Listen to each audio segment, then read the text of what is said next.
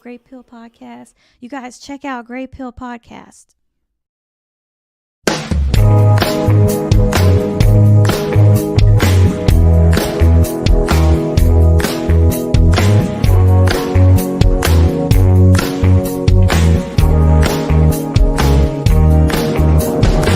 I took a page out of your favorite book. You sold me lies just by the way you look. Taught me a language that I'll never speak. Baby, that ain't for me, that ain't for me. I dug my grave watching the way you move. You took me higher than I ever flew. Too many times gave you a second chance. Baby, I'm just a man, I'm just a man. No more thinking about you late night. No more running around with your friends now. But picking the pieces of my soul above the floor. I said I would die for you, baby, but I can't take this pain no more. I thought I was willing, but tonight I saved my life when I showed you the door. I don't wanna lose you, baby, but I can't play this game no more. I thought it would kill me, but tonight I saved my life when I showed you the door. You never thought this day would ever come. When I looked you in the eyes and pulled the rug, you try to take away my sanity. Baby, that ain't for me, that ain't for me. Oh no, for thinking about you late night. No, for running around with your friends now. Been picking the pieces of my soul above the floor. I said I would die for you, baby, but I can't take this pain no more. I thought I was willing, but tonight I saved my life when I showed you the door. I don't wanna lose you, baby, but I can't play this game no more. I thought it would kill me, but tonight I saved my life when I showed you the door.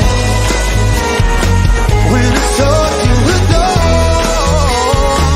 When I showed you the door.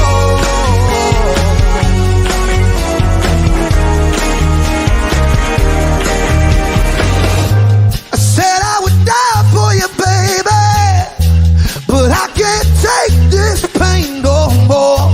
I thought I was willing, but tonight I saved my life when I showed you the door.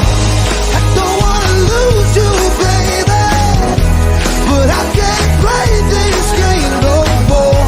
I thought it would kill. There we go. Hey, appreciate everybody for coming on through. This is Angelus, represent for the Grey Pill Podcast. Let me go ahead and give the hellos and welcomes out the way.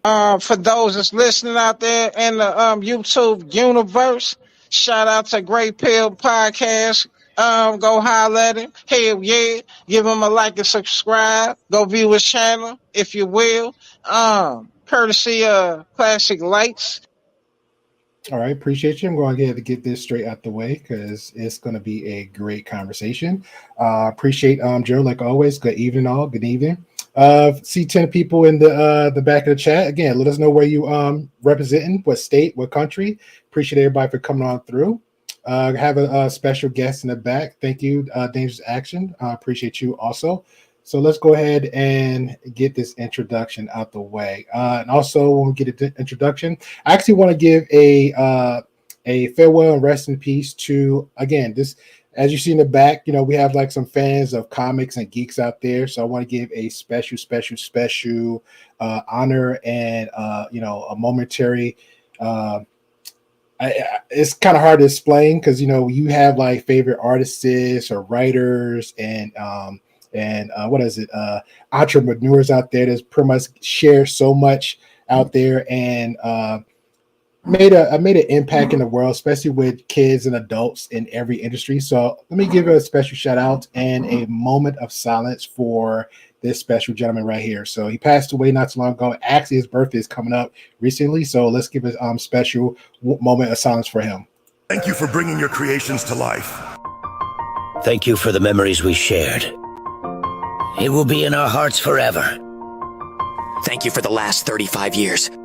Thank you for the laughter, the love, and the lessons you taught the fans.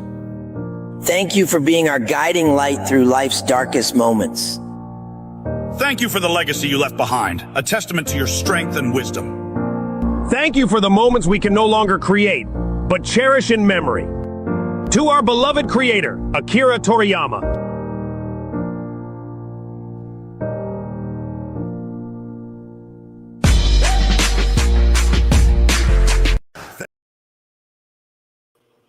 All right. So with that being said, appreciate that. Let's go ahead and bring up the guests. We have the conversation.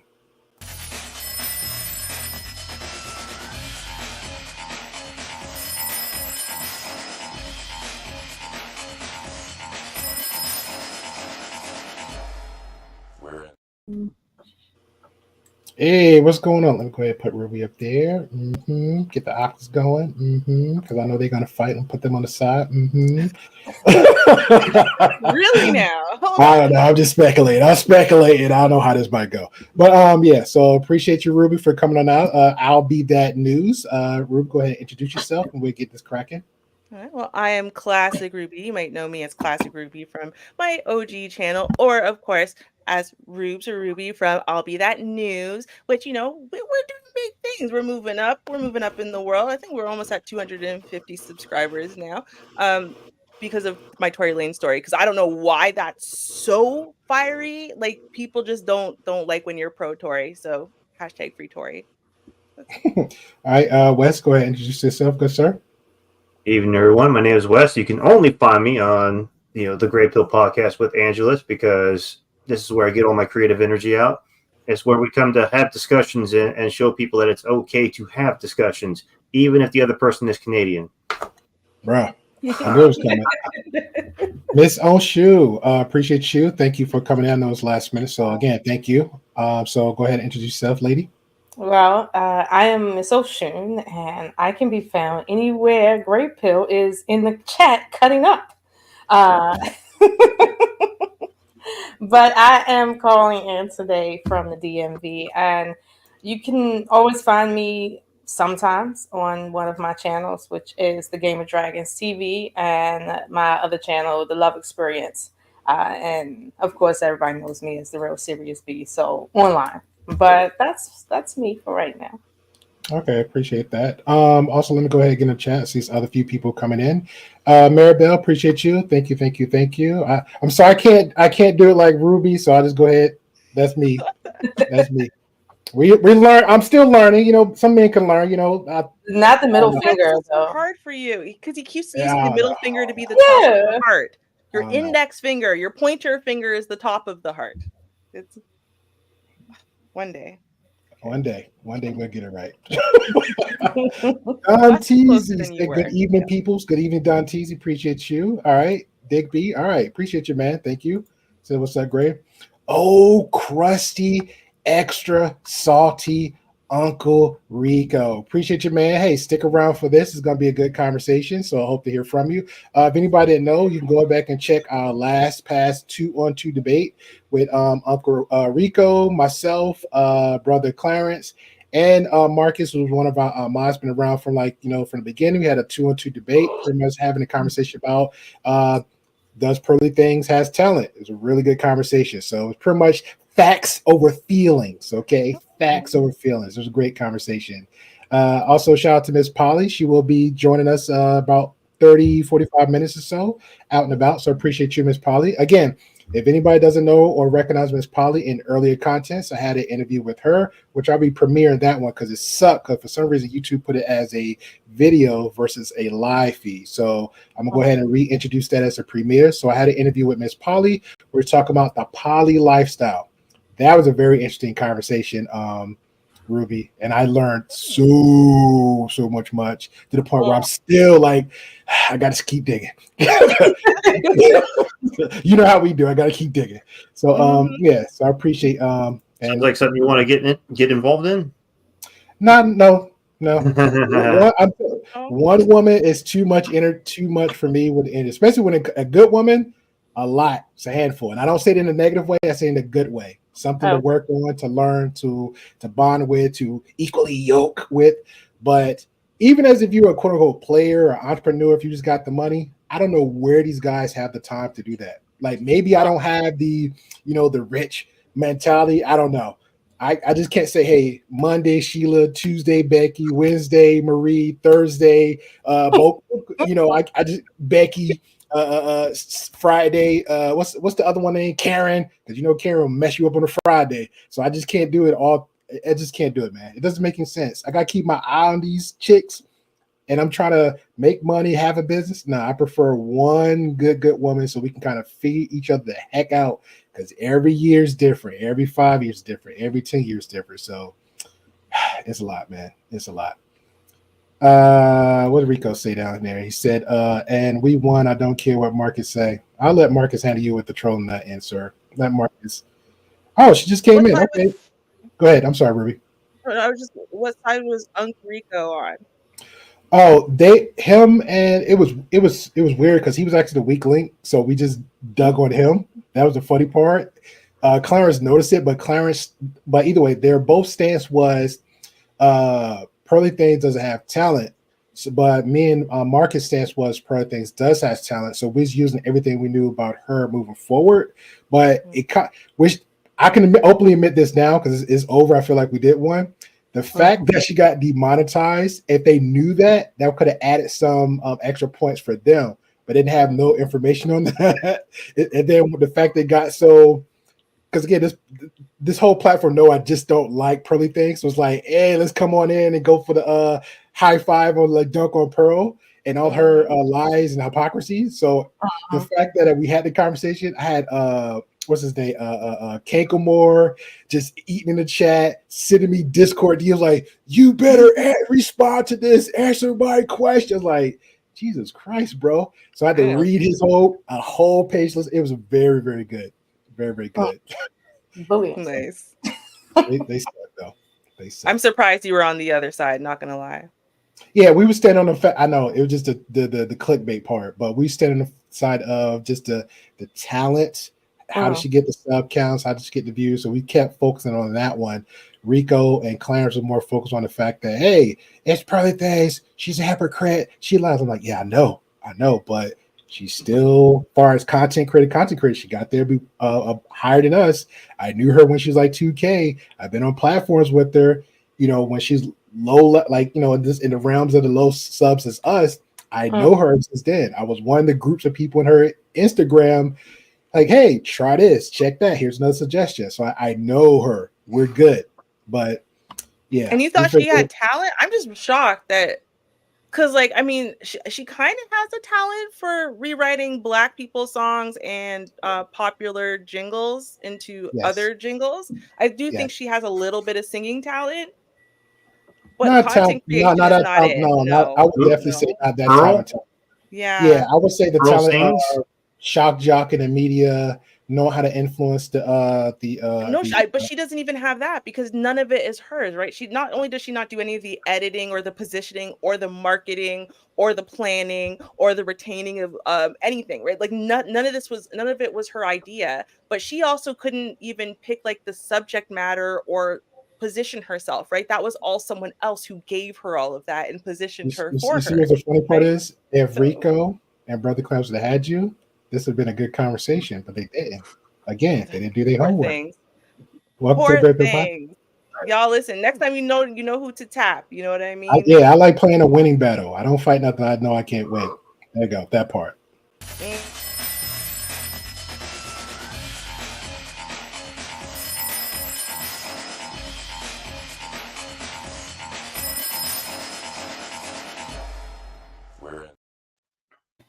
Hey, what's going on, Miss Polly?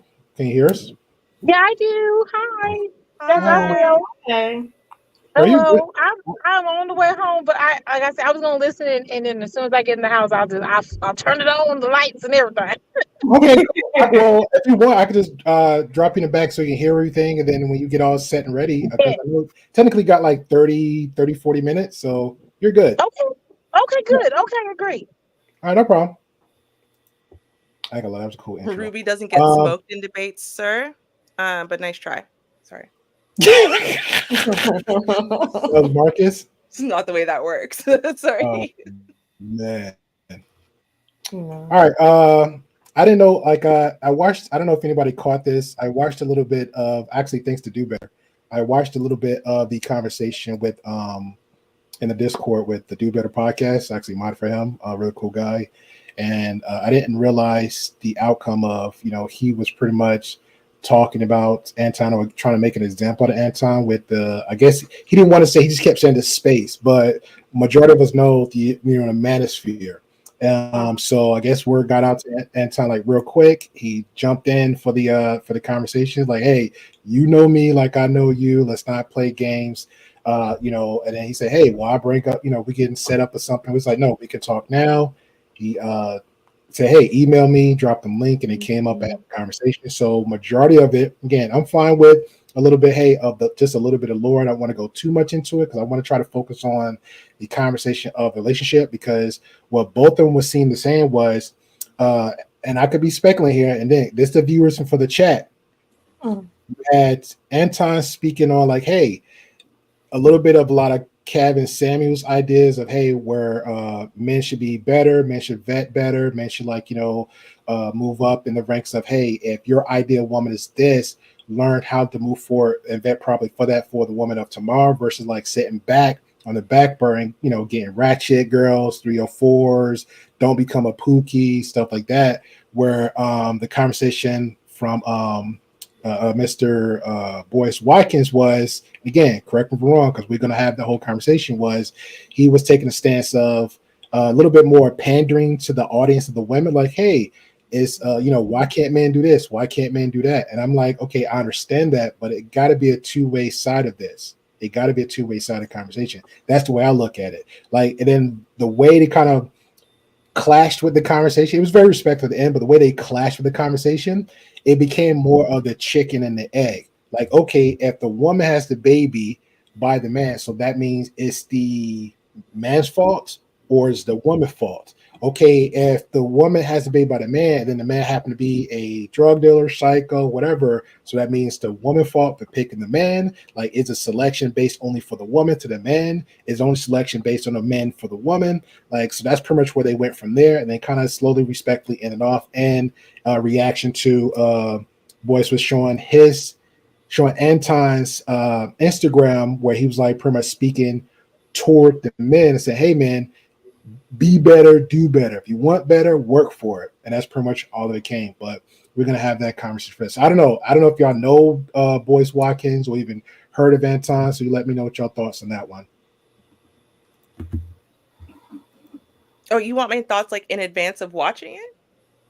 Well, just your thoughts. If you heard of Boyce Watkins, I really didn't pay him too much attention. Like, he wasn't on my algorithm. He wasn't my line of sight at all. To like some people's talking about him, like, okay, let me dig a little bit. People, same way everybody had like all these type of receipts about Anton and all his little, excuse my language, little fuckeries he used to do in the past.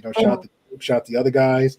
And then some people had a whole bunch of stuff, receipts on the I'm not gonna just put labels on it, but a lot of stuff that he's done. Somebody said scamming. Shout out to you, Apex. Or I guess he's talking about Anton. A lot of stuff that the hypocrisies that Boyce spoke on. Like, for example, he was speaking on like, hey man, do this, do that, or you won't achieve. But at the same time, he married a baby mama. Like, it's like, make that make sense. Yeah, no, like Boyce Watkins, I mean, I've been here for like nearly a decade, so yes, I've heard of everybody. I will say that Boyce Watkins, like a lot of, yeah, actually, Apex, I agree. A lot of the woke um community online are literally a bunch of fraudulent people, as they go down one by one, going to prison and whatnot, for their terrible behavior. And generally, even if they're not going to prison because what they're doing is downright criminal, and getting, I mean, the woke community to support one of their own sat there and basically demonized a child and called a child a Jezebel for a grown man assaulting her. So I'm just saying. Now, with that being said, that tells you the community we're talking about over here. So at best, they're all a bunch of panderers. Now, what are they pandering to? Well, the Black woman is God. So that's what the woke community is. So that's what they pander to. The Black woman is God. Everything they believe, everything that they're going to tell you, anything they're going to debate, the position always has to be cogent or in line with the concept that the Black woman is God. And that's it. And that's what I've just noticed as a general rule. Now, Boyce Watkins, I'll say in the last few years, the being called like a simp and just basically being like an emasculated loser in the eyes of men, I think it started getting to him, started really like hurting his feelings. And so he decided that he wanted to get some male validation. And so he tries to either hold opinions or voice opinions that men um, can at least not hate him for, or kind of do exactly what you were sort of describing, where he's sort of like walking on the fence in the middle and he's not really actually saying anything. So just asking the question might make the manosphere cheer, but he didn't voice an opinion, so he's not going to make the women hate him. And then the women could say, no, he just presented the question, and but da da da, and so whatever. So basically, yeah, he's still a pander bear, as we used to call him, pander bear. And yeah, I he's not really very genuine, but it's okay because neither is Anton. So they're both clowns. They're both pander bears, just in completely different way. They're both frauds in completely different ways. And yeah, so it's just basically like watching the general Black manosphere or these subsectors of Black YouTube argue in general. It's Dr. Boyce Watkins or, Anton the Millionaire. They might have some type of status, but at the end of the day, it's just like all the other bullshit. So, All right, fair enough. Lola, Wes. Um, I don't. I'll say this. I've known about Boyce Watkins for a few years now, and I've known about Anton for maybe 2 years now. Not as long as Boyce. Boyce started out with his rhetoric being more towards community building, things like that. It's not until recently that I've even seen him addressing issues like this. Not that he hasn't ever, it's just that wasn't his focus. Yeah, I always seen him speaking about more important things. However, when it comes to this conversation, I think I think he was just ranting, honestly. I think he was just giving his overall opinion. And yes, his opinion might be skewed by his own experience with his wife. Um, and I do understand that in certain spaces, people with children are looked down upon. This has become a new thing, uh, you know. So, they're splitting the community once again between people with children and people that do not have children. Meanwhile, the complaint is there's not enough people without children that are good enough to be in a relationship with. Like, honestly, right? And I agree with who left that comment. I think it was Chris the Rebel, that you have one man who never talks about marriage, but always wants to talk about single stuff. And you have another man that is married that talks all about married stuff, but both of them, in a sense, are their opinions are biased based on their own experiences. Um, so it's kind of hard to kind of take both sides seriously at this point because they didn't engage in a conversation that would make any of us think. Like we were just surprised that those two were having a conversation or quasi argument that seemed a little hostile. Um, Honestly, I just kind of picked up on that, and I'm wondering why is Boyce like in this hostile situation, and I'm looking at Anton like, don't you got a kid? Like, but I mean, I would like to hear like specifically more of what happened during that conversation because I was really in and out just simply because of who it was and how serious I take both of them on this subject matter. Fair enough. Wes, your thoughts? And we get So to the video. I don't think I've ever heard of Boyce Watkins. I was aware of Anton Daniels, but he was the one doing Fight Club, right? Correct. That's why I had never had an interest in him. Like, I knew about him on Lapeef. I watched him a few times. He says some things that make sense. But then he did that Fight Club stuff. I'm like, I have no interest in this because it's just a bunch of people getting online and just arguing and arguing and arguing. Nobody actually trying to come to a point or trying to keep things calm. I'm like, they'd be going for like 24 hours straight. I'm like, this is the dumbest shit ever. Yeah. So I've never had an interest in Anton Daniels. I think that's what could have been what Voice was pointing at, but I don't think he did his due diligence, like trying to learn and understand. Because I know most people love the platform Fight Club.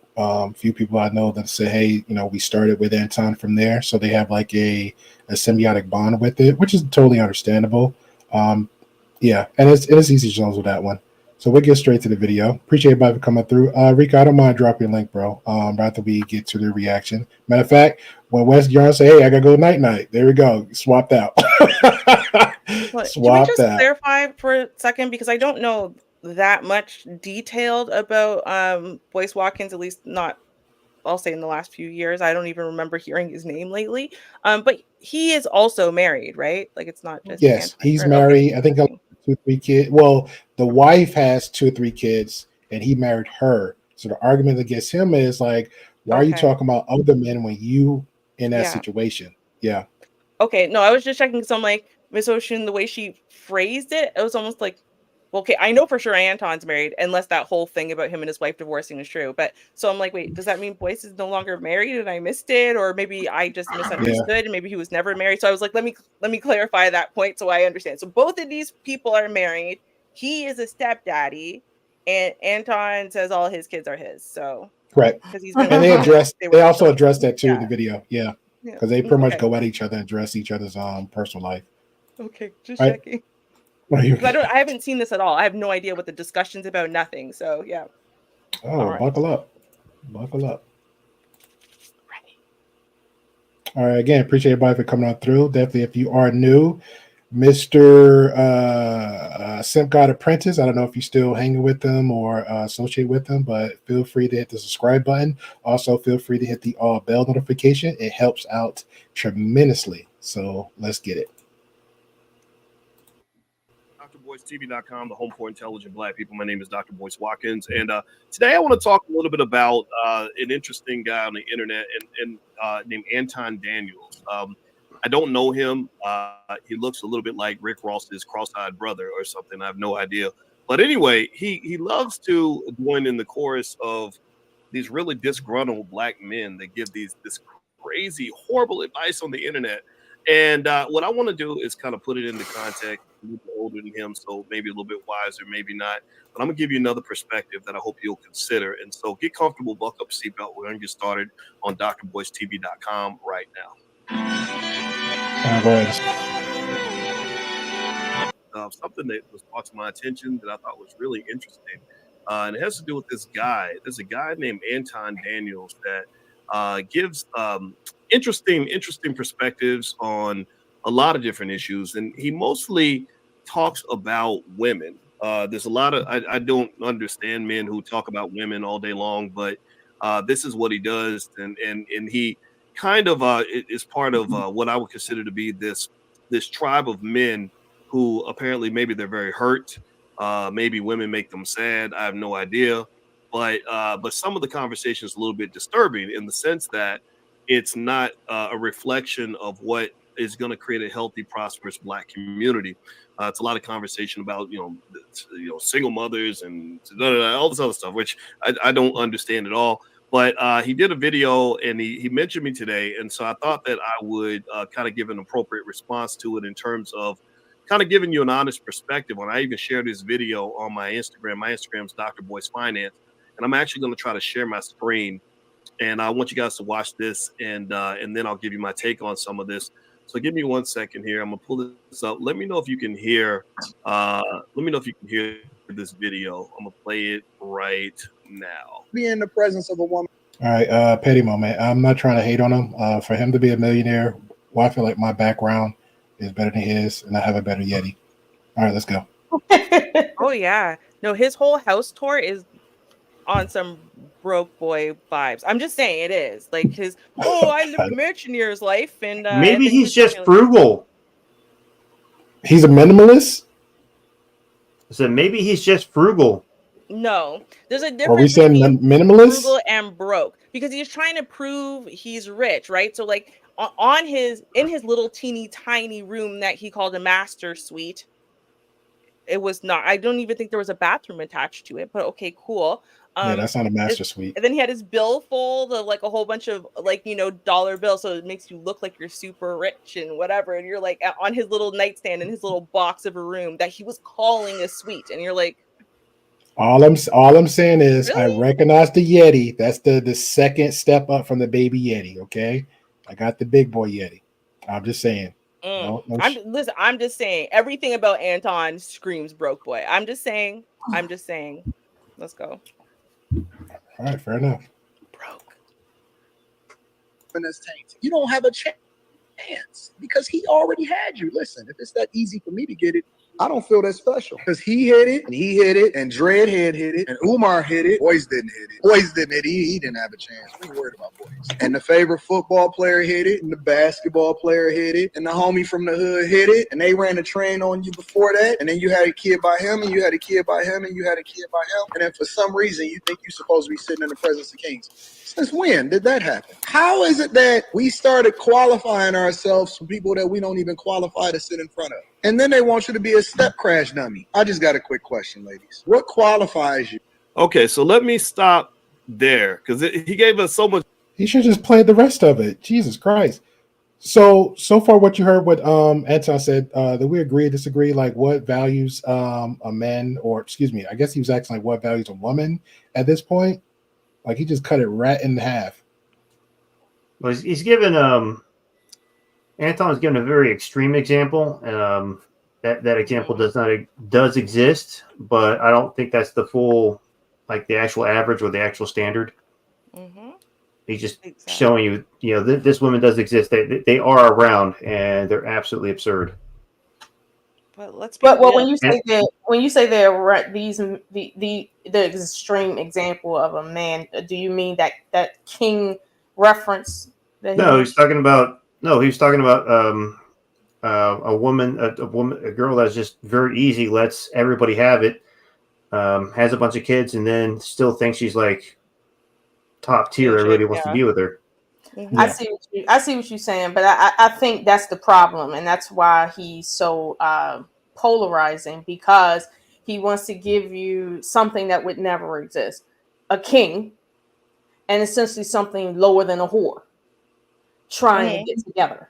It's like, when the last time we ever seen that? Like literally like a king and something lower than a whore that is trying literally to get together. Like that doesn't make sense. Most people are somewhere in the middle. Most men don't know what it's like to be able to pull a woman that's easy, because according to him, 50% of men are childless and single and sexless and having a really hard time getting even the whores to pay attention to them. So I don't buy that. Well, if it's like you giving me two polarizing people and saying, what makes you think you should be in the presence of a king? It's like, what about the average woman? Like, should she be in the presence of whoever you're calling the king? What constitutes a king? 80% of the American populace? Really? I'm gonna be honest. I don't even think both sexes should be even calling each other that, unless you're like married or like y'all intent is like, hey, I'm moving toward marriage. I found the woman I want. This is our goal. Ring on finger, engagement ring on finger. Okay, this is my king/queen. That's how I think you should be labeling that person. But a girlfriend, a boyfriend, we're duchesses, we're dukes, we're fools, we're court gestures, because we're still playing this little game of merry-go-round until like our intent is to get whatever you want out of it. If your intent is to get married, I say this all the time, follow your intent. If your intent to get married, act accordingly. If you just want to sleep around, I'm sorry. I was going to say his verbiage using the word king and queen, which we know comes out of Europe. These terms give people, when I say the word king and queen, your mind goes to a certain place. When I delusional. when I say the word disciple, your mind goes to Christianity. when I say ayah, your mind goes to Islam. So it's like when you use these words, right, and you apply them to whoever you feel the need to apply them to, now you're trying to bias whoever is listening to you, because when he says the word king, we're assuming he's talking about himself. Now, most people would say when we break down his life, is this the life of a king? A lot of people would debate that. So this is the reason why I'm saying that there's too much polarization going on in these conversations and not enough honest conversations. Most people are struggling. Keep the word king out your mouth. Like, I don't even like when people call me a queen, because it's like, listen, I'm not a queen. I'm just a regular person that lives a regular life. Like, I might be a nice person, but this whole king and queen thing, it's like, listen, don't try to make me feel better than what I am, because it's not going to work. When you get mad at me, you're not going to call me queen. You're going to call me something that starts with a B, ends with an H. That's so true. I agree. I don't like when people call me queen. I find it gross. Like, it literally makes me, it actually makes me cringe. Like, it actually gives me the ick. Like, it's like, excuse you? You don't know me. Because it's almost some dude who just thinks you're pretty saying, yo, queen, and you're like, you're calling me queen because you think I'm aesthetically pleasing to look at right now? Like, that's your definition of queen.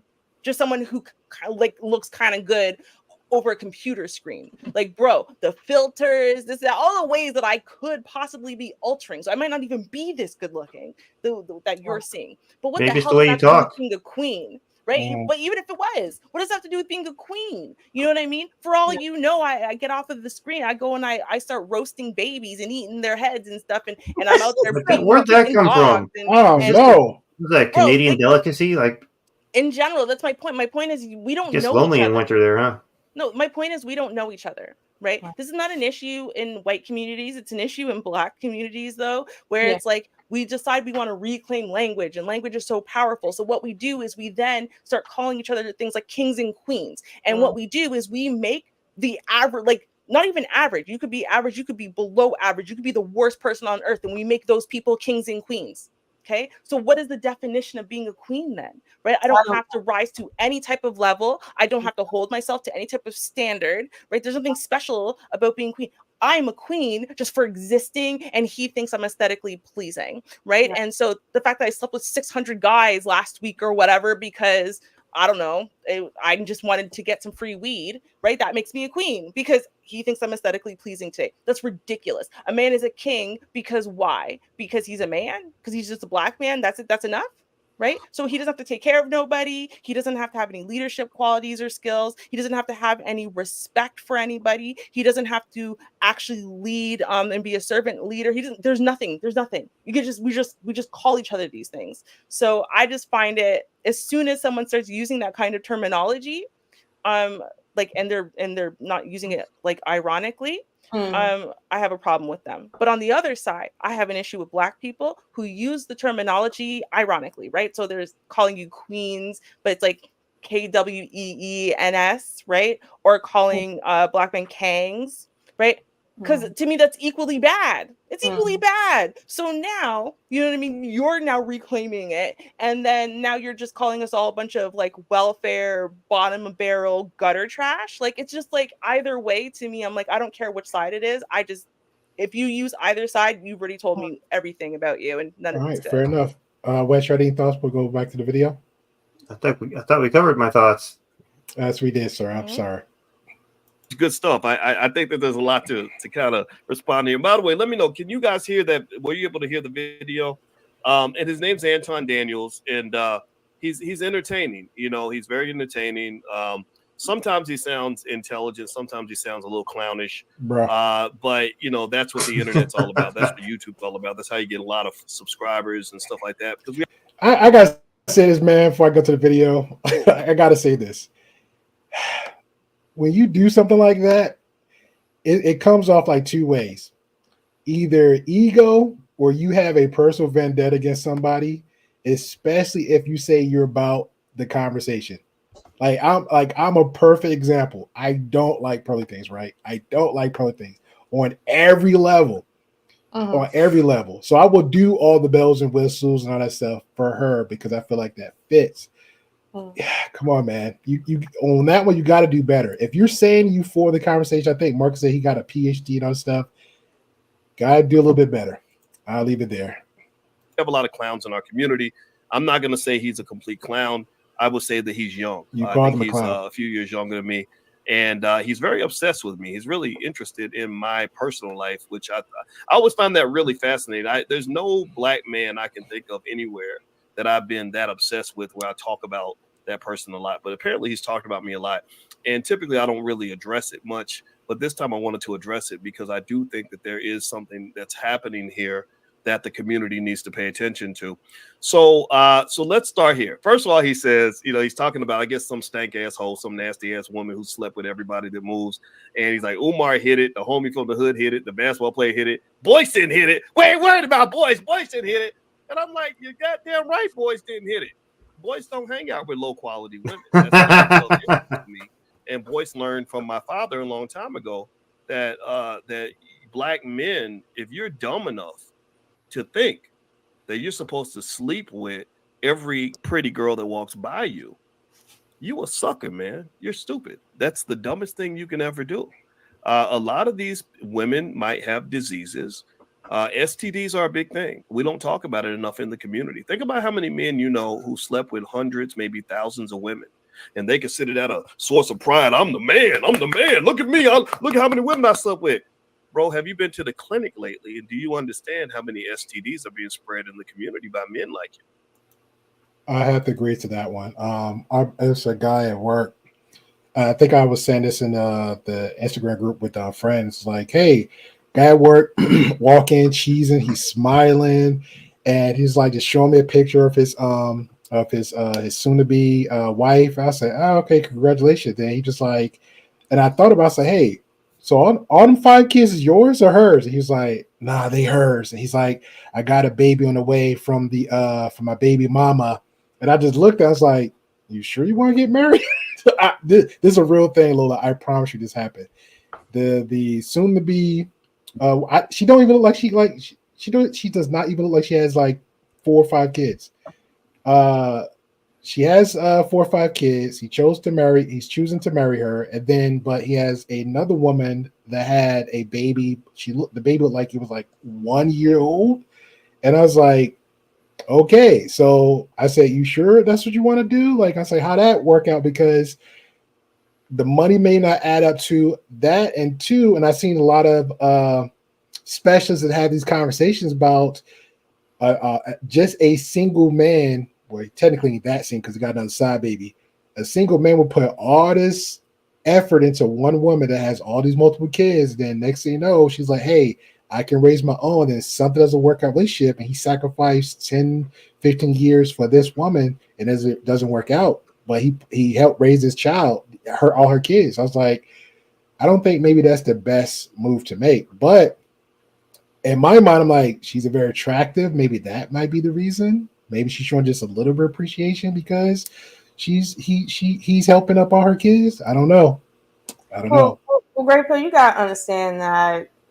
Okay, that scenario is really individualized. Meaning, you might have a guy who deals with a woman with children, and she is actually a top tier woman. Then you have another guy deal with another woman with the same number of kids, and that woman is a bottom of the barrel type of woman, same number of kids. So it's with a whole different experience. And honestly, you don't get married to kind of like shore up that nothing happens. So something might happen. You might, anything could happen even worse than a breakup. Okay, like there's worser things than breakups. So it's like you don't get with someone. Period, because you like that's what you get with a woman with no kids, and then you turns out you spent 8 years with her and found out she was infertile. Are you saying you wasted your time with the woman you fell in love with because you found out that she had a medical condition? And now I would say for that scenario, I think that again it comes back to a conversation. Like, let's figure it out. Somebody that I'm aware of that put all this investment in her, but they didn't have the conversation like, hey, if we want kids, let's look at it. It might be me, it might be you. So I think those type of conversations really need to be had for a situation like that. No, but I will speak on that much. I'm assuming that much. I am assuming that much. But most people, but that's the problem though. I don't, and this is me. I'm speculating because I'm just playing a guess game because we're just sharing our perspectives. I really don't believe there's a lot of guys that does that. When I feel like more women is more prone to like, let me go to the doctor, get the physical, let me get the checkup, versus the guys that like won't even get just a regular checkup. It for me, I just see that a lot. Like most guys, like, oh, I'm hurt. Oh, I'll sleep it off. I'll do better, or I'll take a little whatever remedy I got at home just because it's there, and then I would just still won't go to the doctor, even if the medical bill could be 100% free and it can get covered. So I don't know. I just don't see that. But I do see a lot of men that I've came across is like, look, I'll smash it. I'll hit it raw, go through all these other sexcapades and don't think twice about it. Well, another one be like, you got a condom? Did we go to the doctor? Like, did we do this? So that's what my thoughts on that one.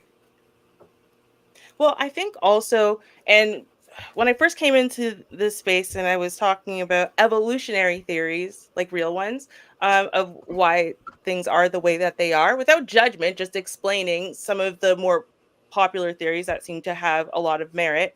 And it comes down to that if you are genetically or socially or psychosocially um, on the lower end of the totem pole as men, right? That means you didn't really have a lot of sexual access or dating access. You don't really have a lot of social access. So, you're kind of middle to lower.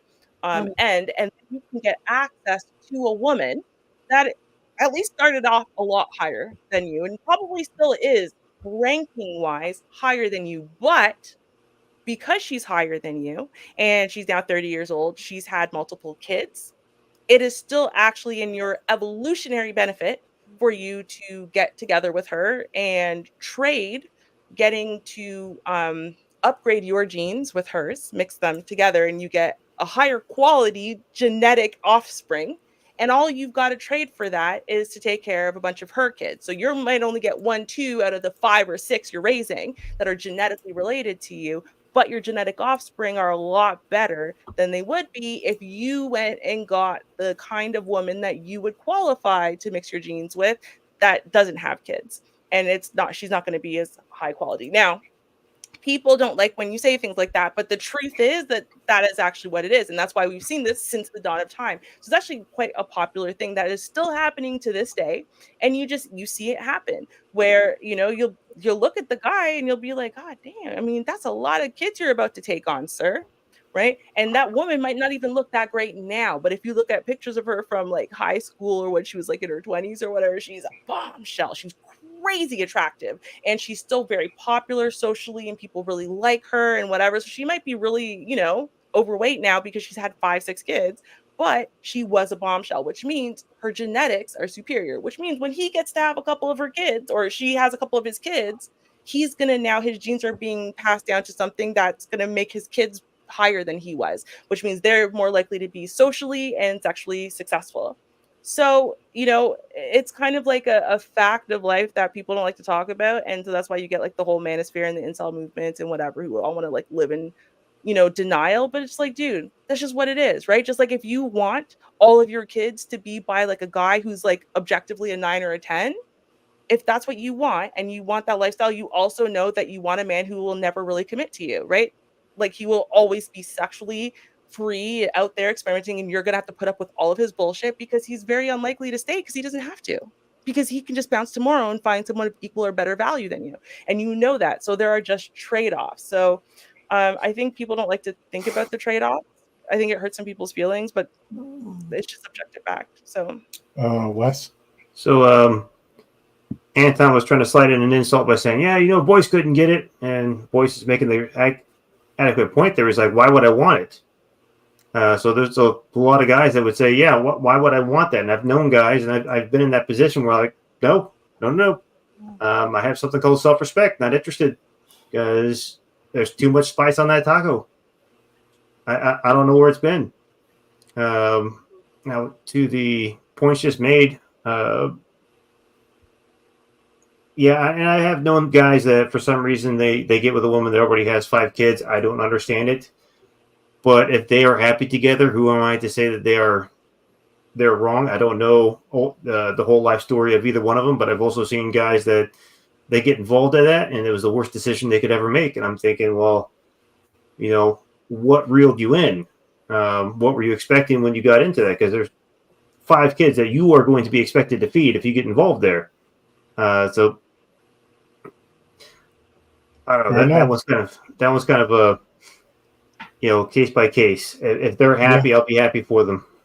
Well, Wes, I'll say the Ruby makes a good point that we don't like to hear this because nobody wants to be told that they have to make a choice and do a trade-off. But truth be told, in the evolutionary sense of humanity, that is what we're talking about. If you are of a certain status within the tribe, right, you get certain allowances. If you are not of that status and cannot reach that status, your allowances do not look the same. Period. Now, it doesn't mean that people with kids are like, somehow inferior as people, right? But in terms of the circumstances, it is a culture you do have to succumb to in order to even be in it. However, there are some people that would get with someone with children for some very serious reasons. Like, I know my great grandfather, when my grandmother was born, she was the last of 13, and her mother had passed away in childbirth, which was a big thing back in that time. Okay. And he had a head of 13 kids with a infant by himself as a man, and he was a sharecropper. So he needed a woman that didn't have her own kids, but didn't want kids either, and knew how to be a house hand. And he married my great grandmother because she didn't want children, and she knew how to take care of children though, because she had her little brother and they were orphaned. So it's like she married into that because she didn't want any more children, and she was old enough to which her life with him was comfortable. Now that's a unique situation, but people get married to people with kids for more reasons than, well, I just want to take care of kids. Sometimes some men get with women with kids just to ensure they're not dealing with, somebody of a different persuasion. Like, I've heard that. All right. So it really depends on the individual, but let's not act like the only reason why men deal with women with kids is because they just can't get better and this is the bottom of the barrel type situation. That's not it.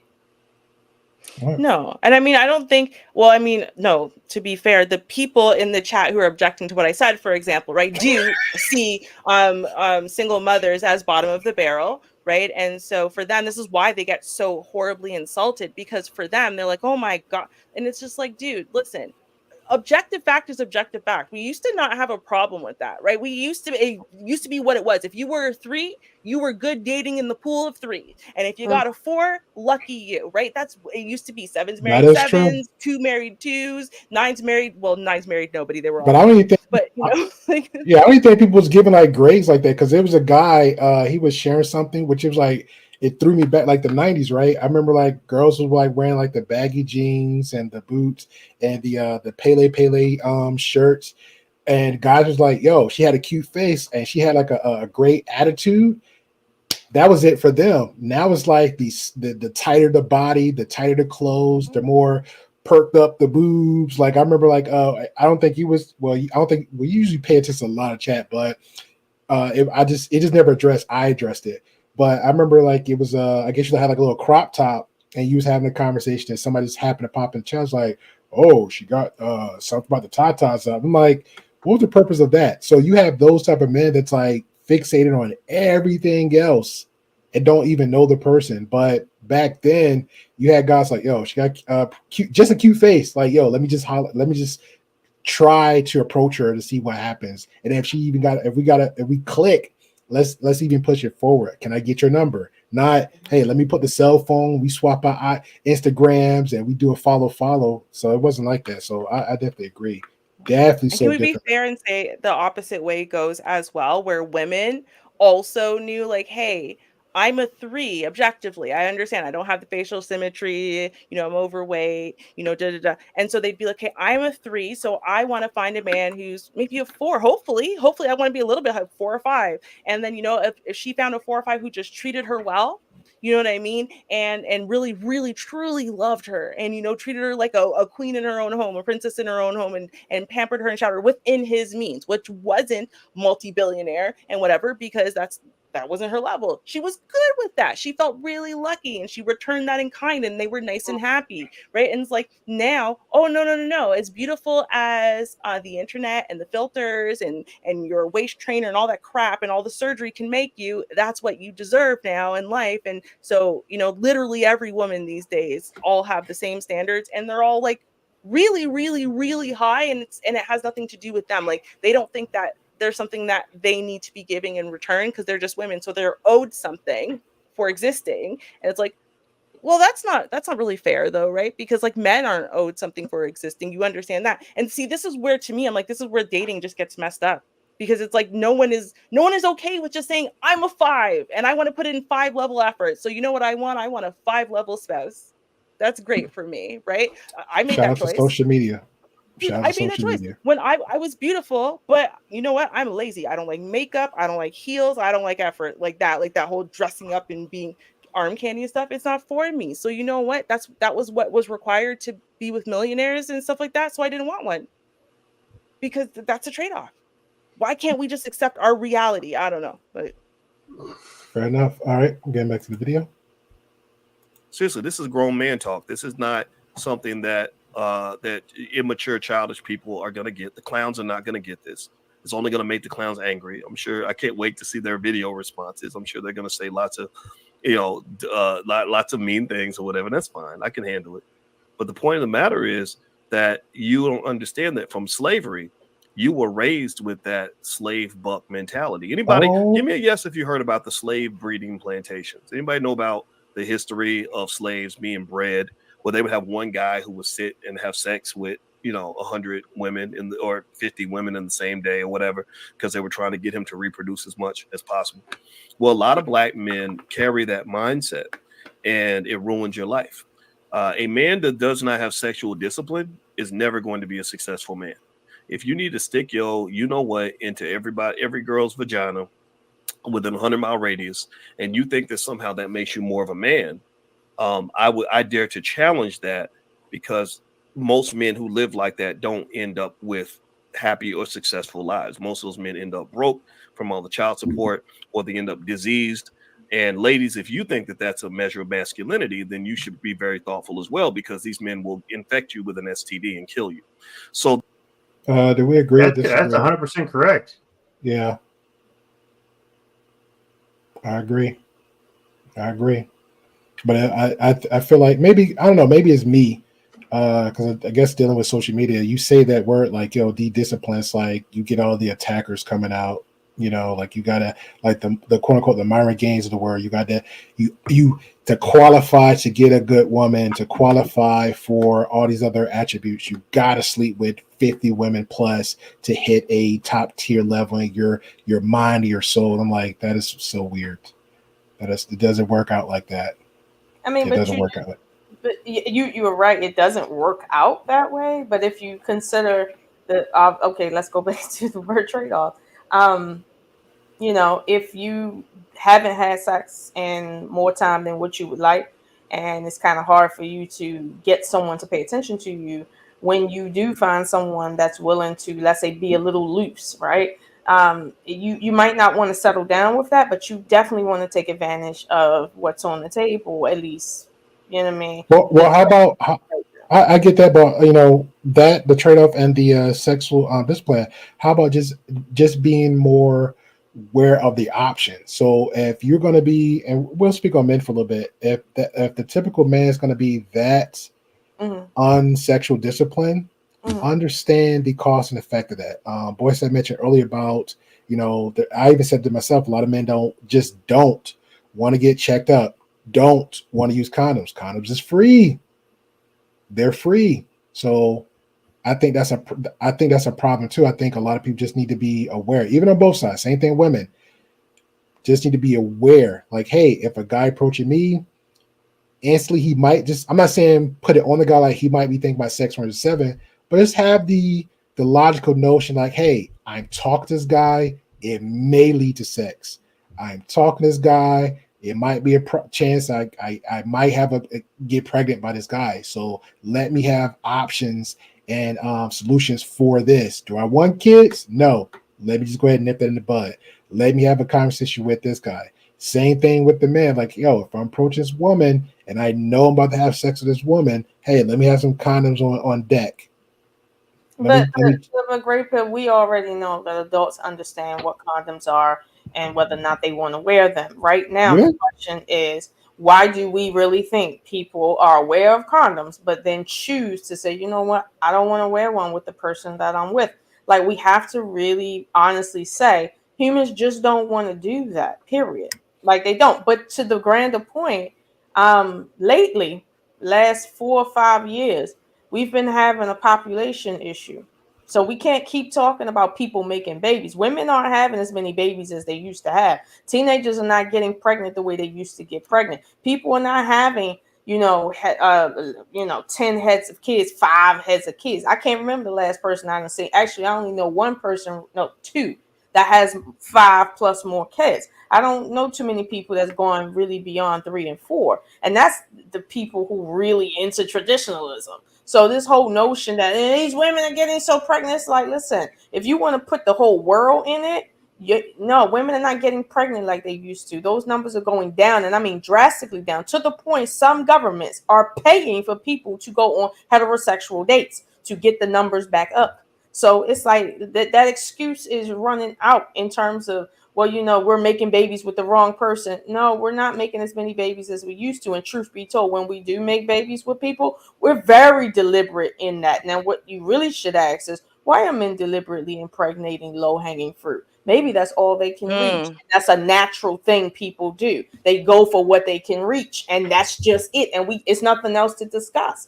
These low-hanging tail women is what they qualify for, period. Now they want to complain because we got social media access to see these other men. But in the real world, you dated who was in your neighborhood. You dated who you had access to, no matter what that was. So, I would challenge that notion that, we're just everybody's just having babies with the wrong person. No, that's not necessarily the case. Everybody isn't ignorant of condoms and all of that. Some people take the condom off because they're okay with the woman getting pregnant because they like what they have in her, as crazy as that may sound. We just have to accept that. Right. Yep. Your thoughts, Wes, when we get back to the video? About people reproducing frivolously or non-frivolously? Or sexual discipline. And that's pretty much the end of it, what Boyce said.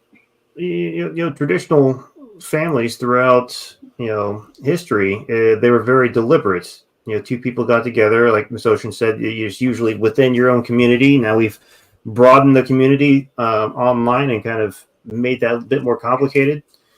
But people were more deliberate about how they built families.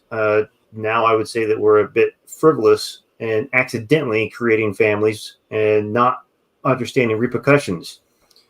Maybe it's because people grew up watching too much television and see the glorification of just being with lots of people, or maybe it's advertising. But people, because there's so many free, easy ways to protect yourself from accidentally creating a family. Then when you start creating a family with someone that you didn't actually think about, you may like the person when you're with them, but I mean, you've only known each other for a week and a half.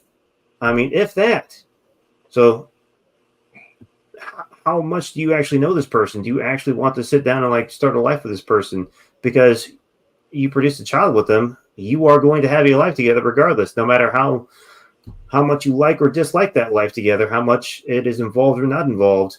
You're a part of each other. So I think it's a bit of irresponsibility, bringing back, getting people more focused on, actually having a family and being together, and getting rid of this frivolous nature where it says that we can just sleep with lots of people and everything be okay.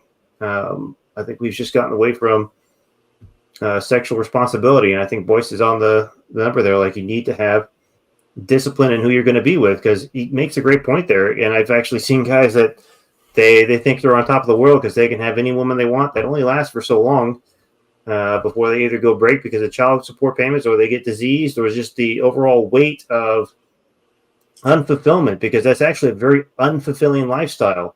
Emotionally and spiritually, they're very unfulfilled because they're not actually connected to anyone. They feign a connection with lots of people, but nothing ever actually happens. So eventually that starts weighing on them.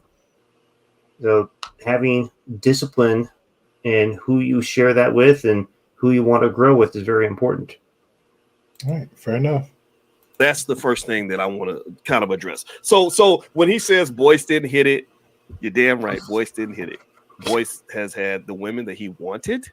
I have never struggled to, when I was younger, it was a little harder because I didn't really know how to talk to girls. I ain't gonna lie.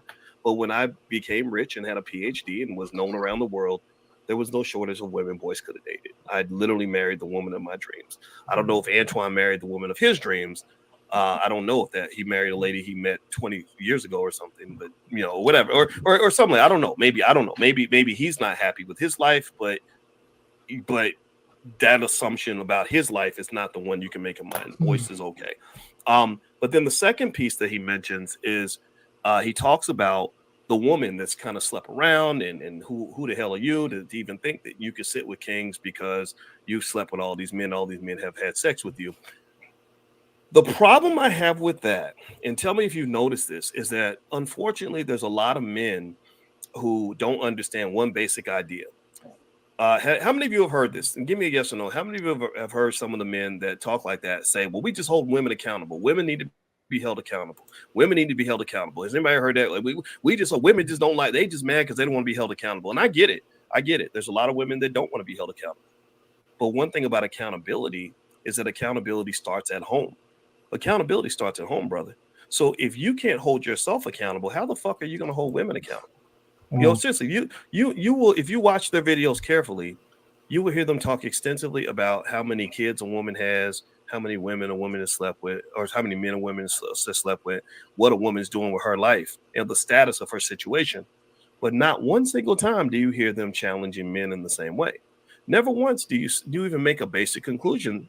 You don't understand the basic idea that you do understand that whenever there's a single mother, there's a man that made that baby. How often do you hear these men who attack the women say anything about these motherfuckers that are making kids and abandoning their children? The same guy who created 5 single mothers will literally be in the chat saying, that's why I don't date no single mothers. I don't date no single. So you run around infecting women, infecting them with unwanted pregnancies, infecting them with STDs. And then you're talking shit about the very same women that you infected. Brother, something's wrong with you. You don't understand the accountability equation that makes sense. So again, some people, right? I think that people who've made good choices in their lives and put themselves in a good situation, they haven't devalued themselves by just spreading their bodies all over the place. They get walking around with all kinds of diseases and financial problems, everything else that comes with that.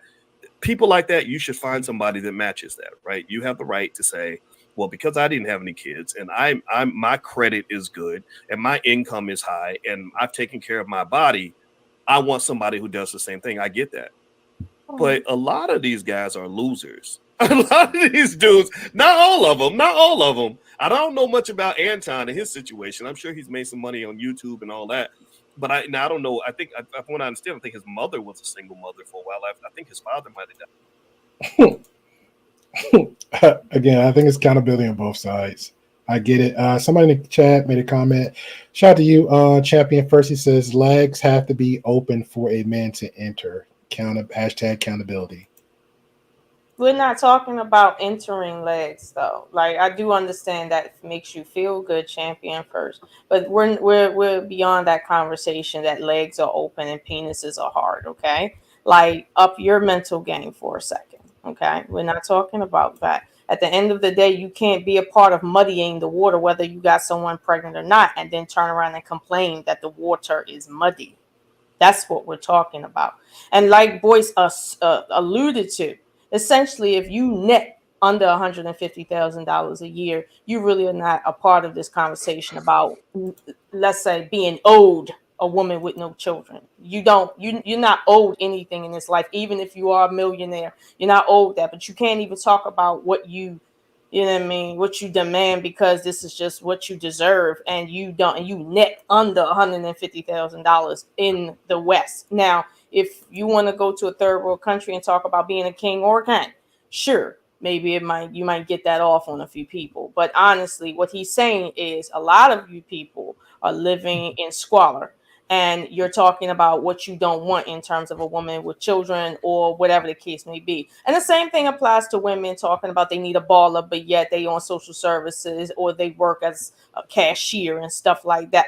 Like seriously, like, but at the end of the day, like, people need to shut up. Seriously, like I'm not entertaining that conversation, like, at all. That's why I don't go around complaining about, the quality of men. Because here's the thing: good quality men are not in abundance. That's how nature intended it. Why not? It's for the community. No. Good quality men are not in abundance, and that's natural. Good quality women are not in abundance, and that's natural. And it's a balance. The only reason why people are upset is because they're not a part of that. So it's like, at the end of the day, if you find a woman that you like, that likes you, and you guys find the same vibe or whatever the case may be, and she just so happened to not be perfect or whatever the case may be, in 2024, you might not want to try your luck out there when you meet a quality person, because you write them off for reasons like what we're talking about. We're not talking about having 5 or 10 children. That's not what we're saying. I have people like he said in the chat talking about, I never date a single mother, and then in the next chat you see them saying, where's all the good women? Listen, I'm okay. I don't feel offended, but you're gonna have to pick a struggle.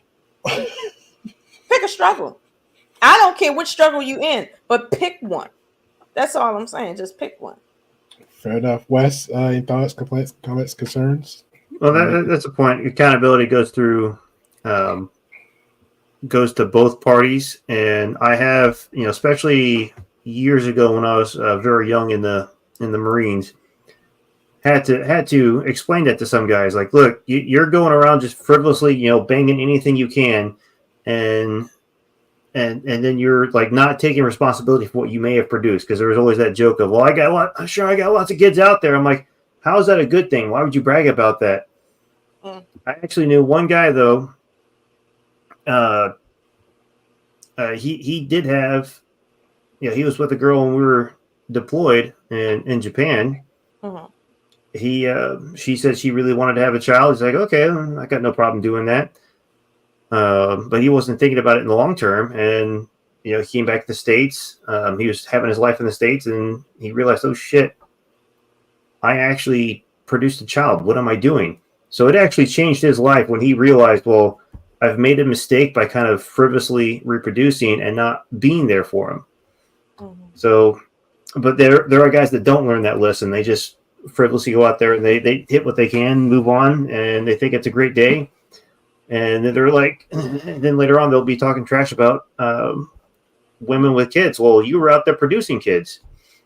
Yeah, that's why I said earlier about the whole, quote, the chicken and egg, which came first. Like, we put so much onus on the, their subsector, shout out to Ruby, of men and women. They'll put it on one side of the gender and then another side of the gender, but it's pretty much, it really is based on the individual. Like, we can say, shout out to Champion first, say, hey, accountability, she did open her legs. Like, okay, I would just say I agree with that, right? But at the same time, we do know there's, excuse my language, there's assholes in the world that actually would go out their way to lie, cheat, and steal to get what they want. There's guys to do that. Just like there's women that we know that, hey, will manipulate, lie, use all their assets to woo a guy in and take all their assets. I think the conversation here is like, hey, how do we get both sides to be aware of that? How do we get both sides to, hey, we'll get that, because I think Anton brings it up, like, know your self-worth. Men, know your self-worth. He's not even focused on the women. He's like, hey, man, know your self-worth. Understand what you can do. If you said, hey, if you are that low tier and you're not looking, some stuff we say to women too. I hear this conversation a lot. If you keep picking the same people and you keep complaining, the factor is you. It's not them no more. Same thing with the men. If you keep coming around the ratchet holes and the 304s and all the ones like, they'll say, hey, you argue you one side of the panel. Yeah, yeah. The next part is like, where are the good women at? Well, obviously they're not on this panel, because maybe that's the panel the good women don't want to be on. So how about we go over the panel with the good women at? YouTube, YouTube's like a trillion large. Type in, I'm not gonna say type in good women. Hey, Christian women, minimalist women, hippie women. They're all over there. Pick and choose. So they're there, and you hear a whole different perspective. So that's my take on it.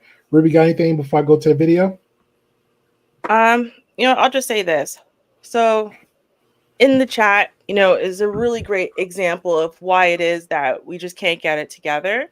And so Champions First, I mean, I could literally point to almost anything, but the last thing that he said was, what about the 1.2 million kids born out of wedlock from melanated women and non-melanated men?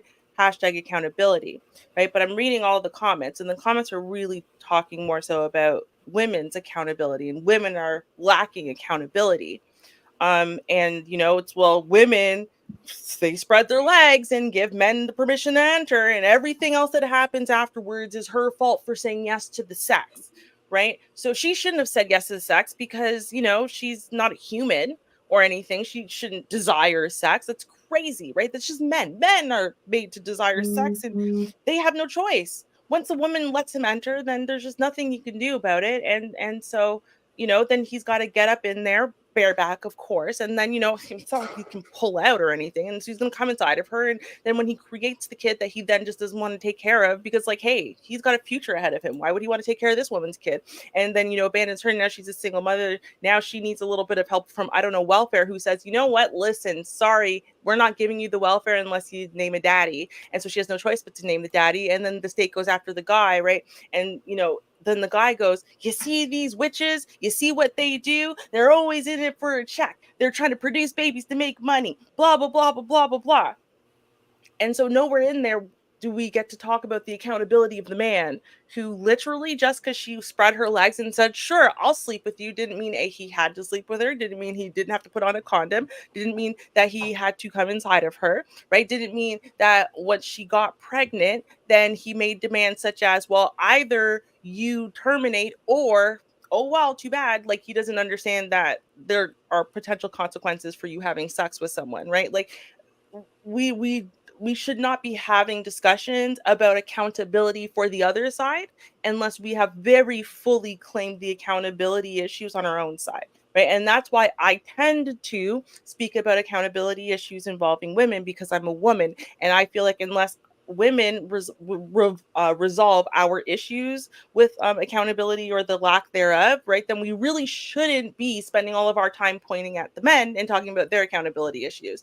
I just fail to understand why men are so super comfortable trying to find every way that we could make every possible thing a women's accountability issue, and they're not super comfortable looking at all the other fingers pointing back in their direction every time they point their finger at women. I don't know. I just find Oh, that really interesting. that's easy, Ruby. Again, those type of selective men, for those men, it's either projecting, hurt people, and just putting their insecurities onto others. That's what I see from majority of those type of men. Mm-hmm. I give my condolences for that. But if your mama was out here as a single mother and dealing with guys like you telling other men that single mothers are not worth their time, I don't know how you would feel about that. I don't know. Again, I don't know the situation with his mother. I could have sworn he mentioned something about his father passing. His mother was a single mother. And I think that would be very unfortunate for somebody to have judged his mother the way he's judging other people's mothers, right? And the thing that I think as Black people we have to understand is that YouTube entertainment it's entertainment, and it's sometimes it's hurtful entertainment. And because you have such a traumatized community, you have people that build their whole platforms by being as outrageous, as clownish, and as hurtful as they can possibly be. Why can't you build a platform by empowering Black men? Why can't you build a platform by empowering Black families? Why can't you build platforms by saying positive things that's going to elevate people? Why must the platform be built by being one of the few groups of people on the planet? The Black man, we're identified with this. The African American male is one of the few people on the planet that is known for bashing the shit out of their women, like literally just going ham in terms of disrespecting Black women at every turn. Saying that because you have a single mother, or because you are a single mother, something's wrong with you. And I think Anton's in the chat. You know what, man? I'm gonna say this, bro. You can actually. That's great. I'm glad he's here. I'm glad you're here. You should we should get online together. I will. All right, so Anton just says, "You know who I am." ... Don't assume. Just ask me. We can cam up now! Exclamation point. I don't know Wait, how to get in touch. wait a What's your minute, email address? Rachel. What did he assume that we didn't hear come out his mouth? I mean, talking about Anton. What are we assuming about Anton? We'll get there. I don't want to speculate and go too far, but from what the conversation that I watched it twice, so I'm guessing they have their own little weird little YouTube rivalry. Like, again, Anton dresses all of this. They get dressed both back and forth. But thus far, if you're talking about thus far, I don't know. I think the fact that he called him, like he made a hominem attack at him twice.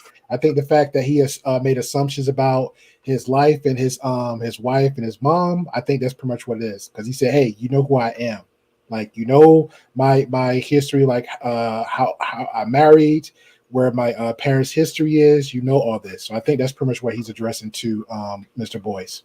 I feel like that's disingenuous because even though I haven't been following their circumstance here too closely, I know I've heard Boyce's name come out of his mouth negatively more than I've ever heard Anton's name come out of Boyce's mouth, let alone negatively. So at the end of the day, Boyce is making a good comparison to say, you're talking about me. I'm not talking about you. You have an issue with how I live my life. I haven't had no issue with how you live your life, but since you want to talk about me so damn bad, now we're going to talk about you for real, and we're going to get in deep with it. But see, that's been a long time coming. And honestly, Anton saying, "Don't assume, just ask me," came up. Why didn't you ask Boyce to came up and talk to him and demand that before you opened your mouth about Boyce? Like, it's been years at this. Hey, to be fair, I'm gonna say, to be fair, you're good with your observation. That actually get addressed. But I also would say this, just for the beginning of it, what you said, they have their own little weird rivalry, like who I'm thinking about, because I'll use Dio, what's his name, Dio Saint, for example, right? We don't have no rivalry, but I can see optically we could make the best YouTube rivals. He's pretty much on the red pill. I'm cool with Myron Gaines. I'm the opposite. I hate those guys. I've recently seen a lot of his content where he just pretty much just take many jabs at his own debunking of Aberrant Preach, which I respect and admire. But our neutral spots was always be Suzette Speak, right? Even came to a point where, I had the YouTube hat on, like, okay, we've been on these platforms so many times. We disagree a lot. Let's just finish this conversation on my platform, right? That was like from there.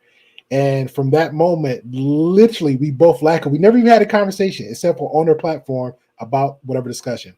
We get on my platform, have a conversation, hash out our disagreements, and at the end of the day, we both laugh like, yo, people on both ends of the spectrum thought we was going to fight. But now, if we never did that, we could have kept that sucker going, get the YouTube, algorithm pumping and going, and that could have been it.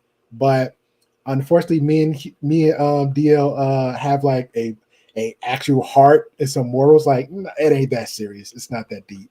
I can go at his channel all day. He can go at my channel too, but it's not that deep. So I appreciate him for that. But I think that's pretty much what these two go. Their lore and history. Like I said, I know a lot of Anton content and stuff that a lot of people do a lot of debunking or their issues with Anton over the past 2 years. Same with Ruby said, hey, I know both, but also she know more of Boyce than I do of him because I knew him through somebody else. So I was like, okay, let me fall back, let me learn a little bit from there. So, but I think these two have their own little old school rivalries and nitpick from both sides, per the video from what Anton did in Instagram. But that do get addressed. And here we go. Again, shout out to everybody for coming on through. If you are new, please hit the subscribe button. Definitely hit the all bell notification because YouTube will try to unsubscribe you and do some silly stuff. So we appreciate you. If you're new coming through, definitely hit the like button because it helps us out a lot. So I appreciate that also. Thank you. So much, or I don't know how we can connect, but I would be happy to debate you about this because I don't understand your platform. I really don't. I don't understand where the win is. I don't see. Here's the thing that I will tell you, and I'm glad he's here because I went on his page and I responded to him because I believe men should talk. I don't think men should be afraid to talk to each other. He says, let's do it now. You know what? Tell me where to send the link, and I'll bring you in, man. I think that will be a lot. I think that will be a great conversation, because here's the thing. In my view, a side of masculinity is when you can build yourself up without tearing other people down. I think that as Black men, we can make ourselves strong without degrading and debasing and demeaning our women. Attacking our women does not make us look good. Maybe you can encourage women. Maybe you can help them get better. Maybe you can help them understand, some truths about the choices they make. I see the same women you do. I love Black women, but I know Black women ain't perfect. But I also know that my mother was a single mother, and I know that my mother was a single mother because my daddy was a drug addict. It was the man's fault that my mother was raising me by herself when I was 2 or 3. It wasn't her fault. It wasn't because she was a whore and a worthless piece of shit. My mother was raising me by herself because she was the fucking person that took responsibility. She was the one that took responsibility while my daddy, my biological father, was off getting high. So a lot of these run off and get high Negroes are the very same ones who are hiding under this cloak of accountability. I call it the cloak of accountability, the disguise. They really need to come out the closet. They need to come out the closet because they're hiding under this cloak of accountability. Well, we hold women accountable.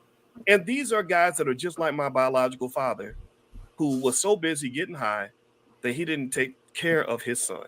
He created a single mother and ran off, and she cleaned up his mess. And then a real man came along and took his place.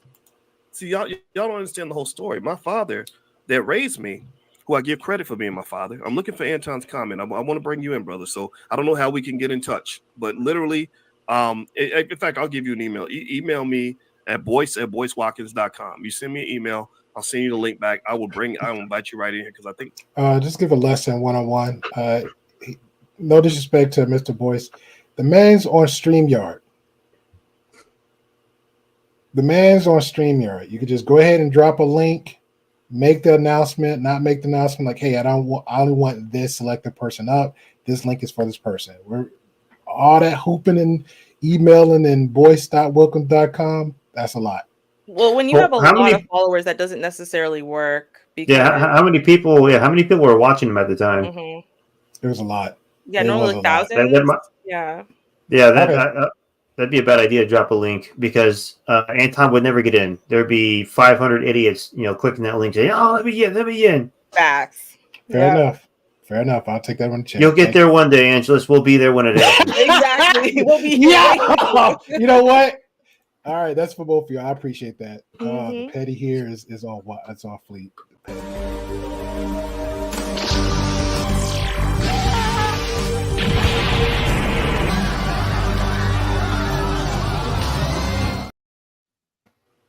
And he was calm with it too. Jesus Christ. We should have a conversation. My father that raised me went to my biological father, who was coming in and out of my life when I was a baby. And he pulled up on him in a car. He had a shotgun in the front seat of the car. And he said, that woman and that child is my... Yeah, he's doing a little talking. I'll go ahead and skip through this. He's pretty much telling his little origin story about his dad and his, we already know that one. Yeah, blah, blah, blah. I'm just saying, because it's like an hour and a half, and we all know Wes is going to tap out. So, I'm thinking we should get there faster. Yeah. She got into the chamber. Some of us have work in the morning. Damn. I work. All right. I'm home. At home. Do you feel like on my home? Yeah. Well, she's a cat woman, so I can't. I gotta lie. I'm low key jealous, Ruby. Low key jealous, but good for you. Good for you. Anton, let's treat him with respect. Let's hear what the brother has to say. Hey, brother, how you doing? I'm doing well. How you doing? Doing good. So welcome to the channel. It's good to finally meet you in person. So I assume that you have some things to say. So I'm gonna go ahead and just be quiet and give you the floor. These are people who don't like Anton. I'm gonna be fair with this one. Where's that? I can't find it. There's a few of them in there. This is for people who don't like Anton. They think Anton's a rat. Okay. Boo! Hey, Erica Badooey, that was real gay, my nigga. Cut that out. That's for Anton. I gotta be fair. There's some people that love him, hate him, and it's for the people that love Anton. Gotta be fair. These people who love Anton. All right, there we go. Let's get it. First and foremost, let me say I appreciate you for letting me come on the platform and even being able to have this conversation because I think it's important because we just fundamentally disagree on a lot of different things. First, let me say that I remember all of the times where you were throwing shots, Boyce. You threw a lot of shots in a lot of the different Red Pill content spaces. You throw comments inside of Instagram posts that's specifically referencing me on videos that they were post to me. You say you throw ad hominem attacks like, "Oh man, he must be cross-eyed" or stuff like that, and that's cool. I don't have any problems with that because it's cool. We all content creators and people are gonna get shots. But then you can't complain on the other side when people reference you because you always playing victim or you always trying to act like you don't understand why people have a problem with you. It's because you do things like that, but then you want to sit here and posture and say, well, we should all talk like men. You started it.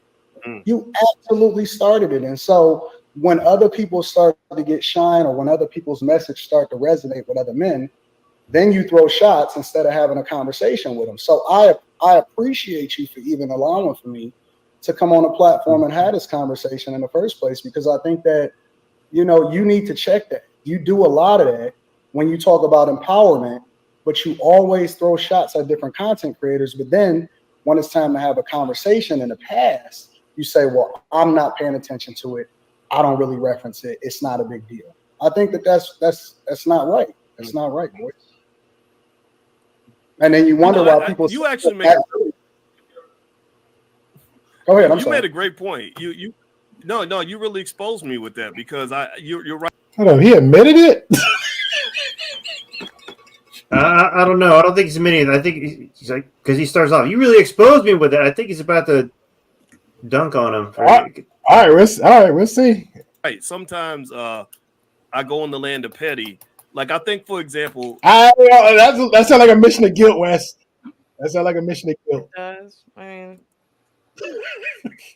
well, I guess we'll see. It really is. It is a type of hypocrisy that I've always had to confront because it's like I had, and you're not the first person I've had that kind of disagreement with. Kwame Brown really had a problem. I mean, this dude made 12 videos or something in a row about me. I didn't watch any of them. So that part about ignoring it, I really do ignore it because I want to focus. I wonder one day, me and Priscilla gonna have that conversation. Hey, Priscilla, you know, you did 2 videos, you know, blah blah blah blah blah.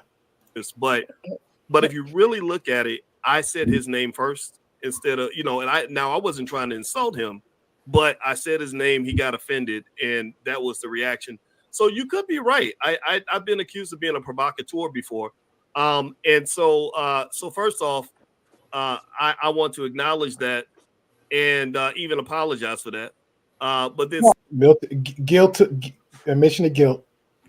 I don't think it warrants an apology because we are content creators.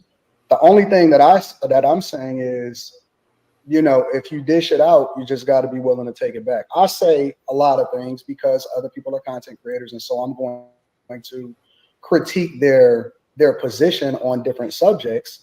And then I notice that they get offended, but people say stuff about, I'm not tripping about it. It's just a part of the game. I understand that that's what comes with the territory. So I don't have any problem with you doing it. I just don't want you to be a victim. That's all I'm saying. Okay, that makes sense. Well, you know, I don't see myself as a victim. I understand where you're coming from with that. I mean, I don't look at it as like, woe is me. I think it's more so, I'm thinking more so about the fact that it seems to me that we can't have this conversation about dating and relationships without it somehow sounding like we're getting clicks and views by bashing Black women. You know, and I know that it's not all women, and I get it, but I don't see the same level of accountability being pushed toward the men as the women. And I believe it's because the men are the ones that are promoting the content and giving the clicks and views and because you're affirming everything they believe, that nothing's their fault, that it's always the women this and women that. I see the same shit you see. I see the same community you see. You know, I avoid the same women you might avoid, but I think that we have a community that needs healing and support, not one where we got millions of men that are just talking crazy about like single mothers. Like, what the fuck is wrong with single? Like, every single mother is not a hoe. You know, some of them literally got abandoned by some raggedy ass Negro who didn't handle his responsibility. We don't talk about that. We do talk about it. We've been talking about it for the past 50 years. Guys by default have always been held accountable, largely for the things that they do because we don't have.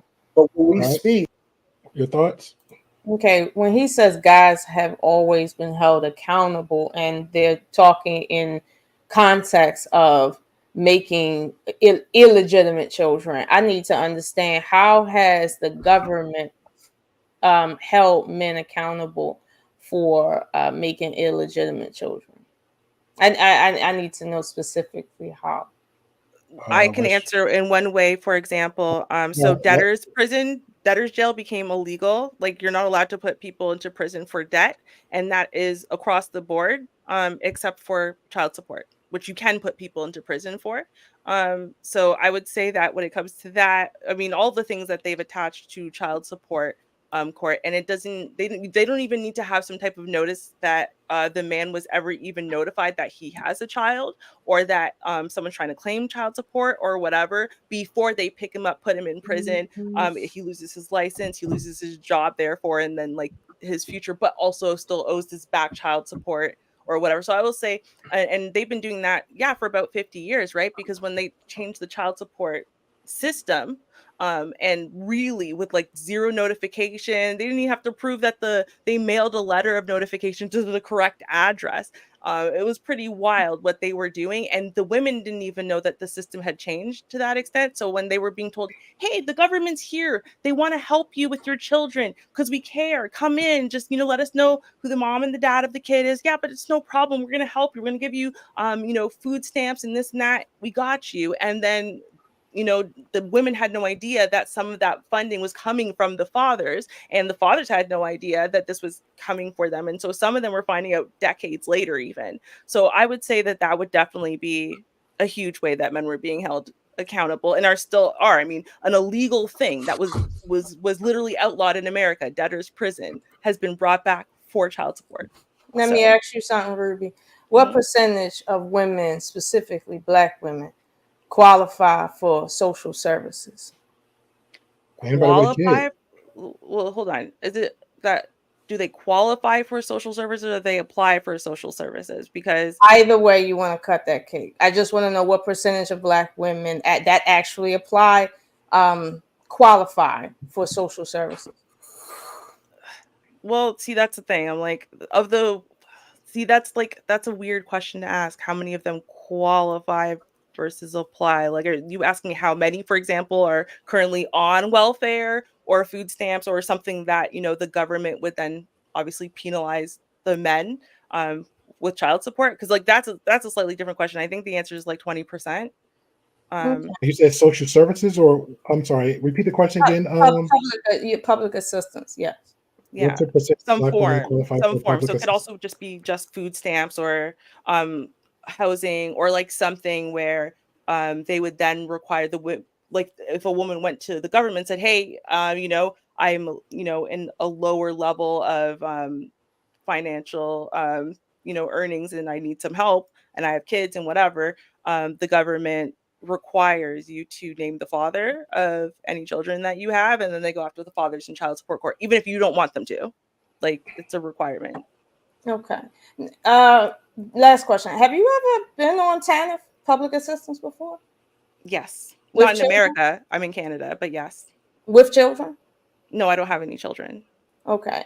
Here in America, for you to qualify for, when I say TANF, I mean cash assistance. This is where child support comes in at. Child support does not come in at because you qualify for daycare. You could have a job making $50,000 a year in some states and qualify for that. Most Americans qualify for food stamps, and you do not have to file for child support, nor do they make you for food stamps or medical. If you are filing for housing, that is something outside of TANF. That is not a thing that deals with child support. It is completely like irrelevant to the situation. The only thing that matters is TANF. Now, if anyone in the United States have ever received TANF, you understand that if you make $1 more than what they tell you you can make, you won't receive anything. And by $1, I mean that very literally. If you get a job, and I mean like as a waitress, and your base salary, you know, the one coming from the store, like is $1 more than what they tell you you can make, which is literally nothing, they will cut you off with 10 children and they do not care. And you will not be receiving anything, let alone child support. So when you say, well, you know, women, you know, the way society punishes men, it's like, well, what percentage of men is being punished if less than, let's say, 40% of women even qualify to apply, let alone actually get it? Like I used to be that person that would write the judge for a body attachment for someone who has not been compliant with Department of Child Support, meaning I mailed you a letter. You say you didn't get it. I checked your license. I checked against your bank records to make sure you live where I sent that letter to. I verified that the federal government said that that is your address. We had proof that that was your address. You got it 3 times. Legally, I had to send it to you and you didn't respond. Now, at that point, you leave child support and the courts no choice but to attach a body on that to force you to come to court.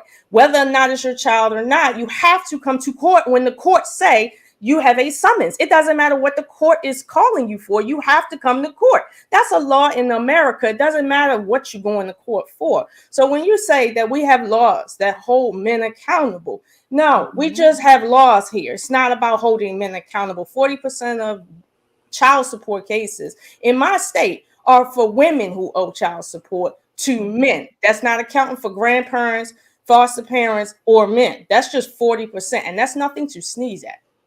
Right. But we know that, first of all, I'd like to move there. Yeah. We know What that state is things that? vary from state to state, first of all, right? And so because I don't get my information from like just guessing. You know, I do initially, and I've been around, again, like I said, for about 10 years having these discussions. And so the first place that I get information oftentimes is from someone telling me their story about what they experienced. And I'm not just talking about the men, talking about from their side of them experiencing it or whatever, because I've spoken to women who've literally been in that position, where they literally thought that, you know what, listen, I need some government assistance right now, just with food stamps or whatever they're calling it at the time, or just with like one thing. And they had no idea because they had to register their children, you know, and whatever in their assessment. And when that happened and they were approved, they went after the father for child support, but they never told her that that's what was going to happen. And so, and this is, and I mean, that's not like just one story I've heard or whatever. And so when I did my research, I absolutely, now it does vary from state to state. I mean, all these laws tend to vary sometimes greatly from state to state, but it does vary from state to state. So that would be the first thing. The second thing that I would say, though, is you're right. Absolutely. In general, in fact, I think it's pretty much like illegal to make a law that only affects one gender. However, just because a law or rules or whatever aren't specifically made to single out one gender or one race or one whatever, doesn't mean that the laws are applied fairly, or, you know, in an egalitarian way. We know that. I'm certain that if we went over it, we could find lots of laws or lots of rules or whatever that actually disadvantage women also. So when I mention that, oh, this is definitely a way that men are more disadvantaged, if we take a look at the fact that while there are 40% of women who have been put on child support, there's a much smaller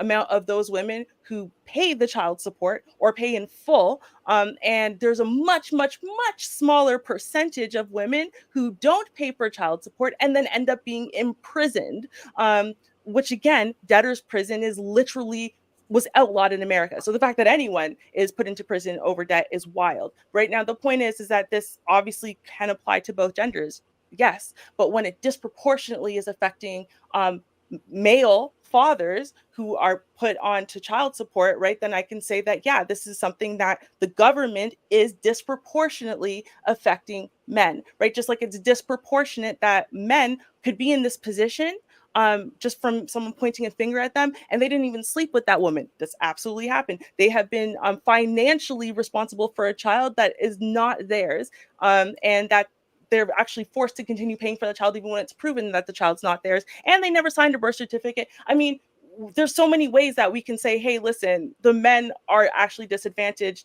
in these areas in a way that women wouldn't be, because by definition the baby came out of the woman, so she knows for sure this is her kid, right? Now that's not to say women aren't also disadvantaged in other ways in other areas, but I think that we have to acknowledge the places that that men are disadvantaged, because they Men exist. are disadvantaged just as they should be in a country that has tier systems. However, when we say men are held accountable, anything less than 20% in America, we frankly don't give a shit about. If something affects 17% of men, we don't care. Okay, seriously. And if the only men that is held accountable are the men that have babies by piss poor women, or women that are poor, like the really, really poor that literally have no job, it's like, listen, men in general are not being held accountable. Me right now, if I took one of my children's fathers to paternity court, the child support court, I would owe them. Like, just because of my income alone, I don't qualify for child support. And I haven't since I've been working, period. Like, I just don't. Like, if you don't have a job, sure. How many Black women are unemployed, though, that are taking care of children compared to everyone in the country? So what I'm saying is this: ultimately, what you're saying to some degree has happened in certain cases. I had a guy come in my office, sent his brother, and the girl didn't get child support. We found out 3 years later.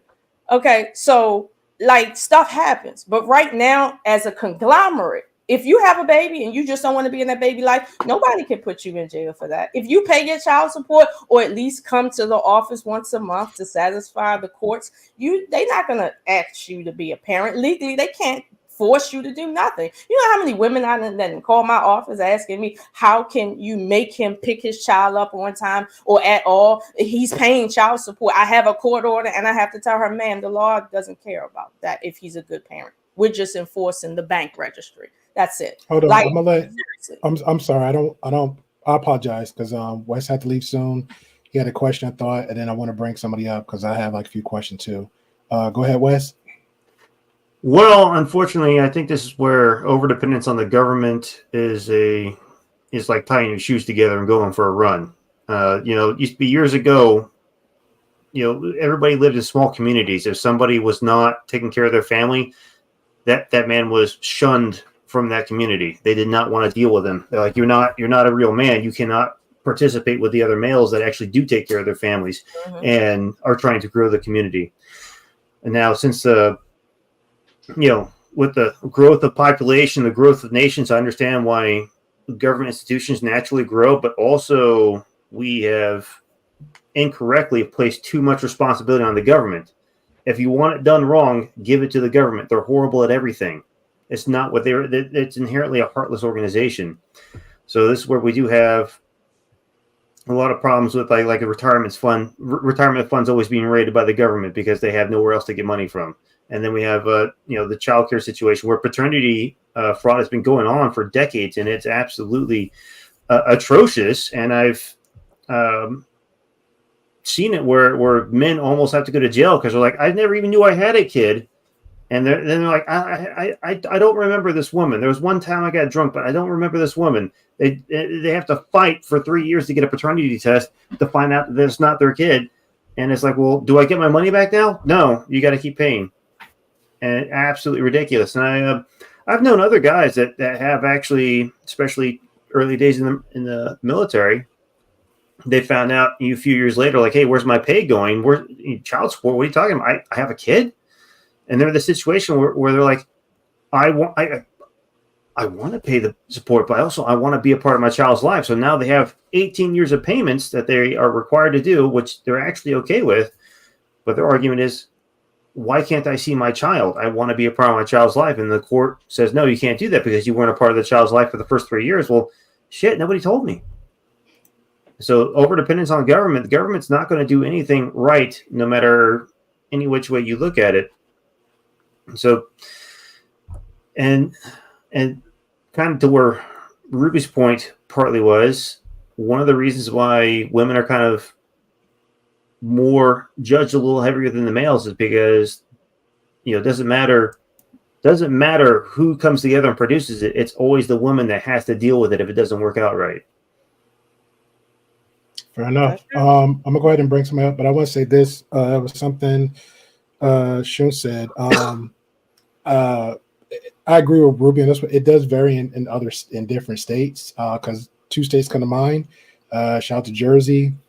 Everything Ruby and West said, 100%. If you could just say it, whisper it, write it up, and they have the baby's yours. So it's on the onus of the guy to disprove all of it. And it's like hell for that to happen.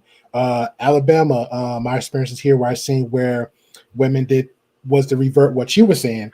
They will put the guy on child support. They would never get arrested. Nothing would happen. No license, no nothing. Heck, they would say a lot of women that I've known would say, hey, I did everything right.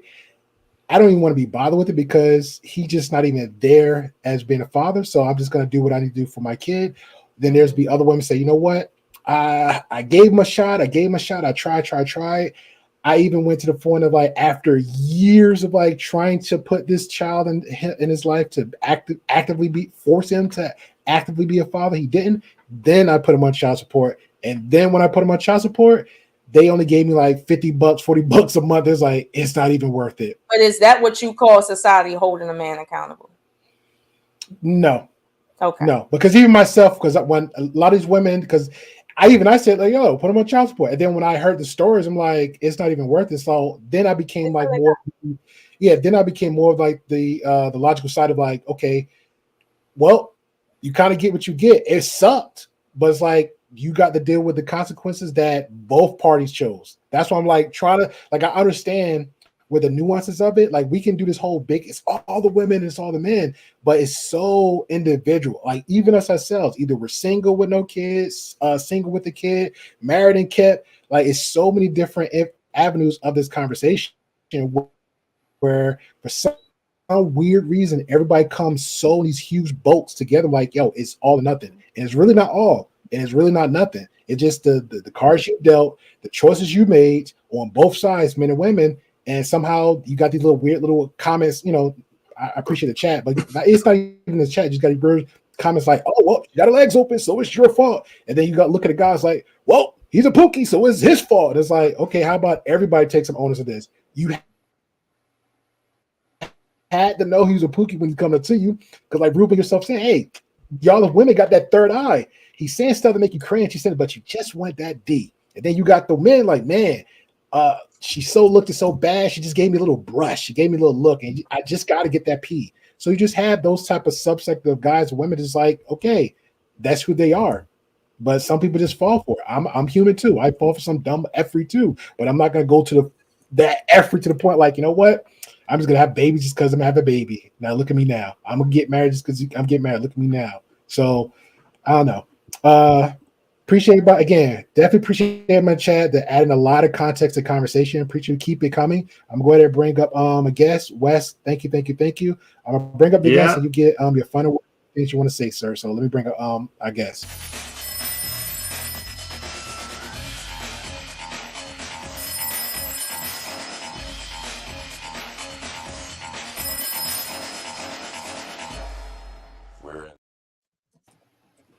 All right, what's going on, Rico? How you doing? Let Wes give his final thoughts and comments, complaints, and concerns, and we get. Does everybody like my new? Everybody like my new glasses? Yeah, who you trying to snipe? Yeah, right. Who you trying to snipe? Yeah, well, joke's on you. They're actually just frames. That's why I'm like they look. They do. They do. Had to fix my daughter's glasses this morning. But anyway, thanks for having me on here. Yes, I it's getting past my bedtime. I need to get to bed. Thank you so much for having me. It's great that we can have conversations where we may agree or disagree and show people that it's okay to have open conversations these days, because we have a whole generation of people that just grew up watching YouTube videos and now they're watching TikTok videos, and none of them had a single thought for themselves or realized that other people have different thoughts. But facts. True. Not everyone. All right, night, Wes. Catch you later. Rico, you there, sir? I think he said he had a little technical difficulty. I don't know if you need to reboot. Actually, I think that was me. But no, I was saying if I have to. That's it. Okay, my bad. Can you hear me okay? Yes. Hey, we're good, man. Oh, okay. Hey. How you doing? I'm doing good. What's your thoughts thus far? Well, let me just let you know. I stepped out for a little bit, but I came back in, and I've probably been listening for like the last 10 minutes on the whole child support argument, and let me just sort of like say for transparency, just so everybody on the panel can know, I'm a 59-year-old grandfather. I was a single father. I raised children. I paid child support, and I received child support. So I heard a lot of things said about child support, and while some things I know are true, I heard a lot of things that was just, I feel like was said, I would say, very misinformed. And I'm probably going to trigger a lot of people with what I say about child support because it is something that I feel pretty strongly about. Um, I don't subscribe to the notion that child support is favored towards women. I think it's favored towards the child. I also know, and I say that because ultimately that is what child support is for. We look at it as being favored to the women because the money is given to the mother of the child.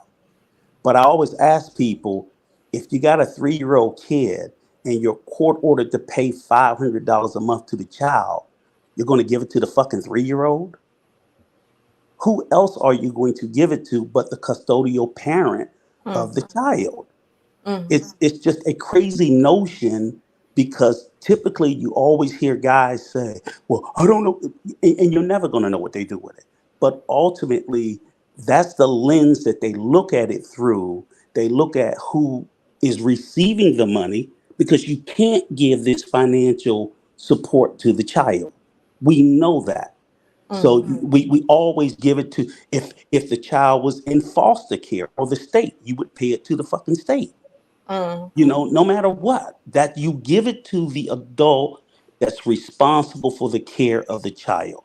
So when we look at things like why does it feel disproportionate to men? It's simply because men are far less involved in these court proceedings.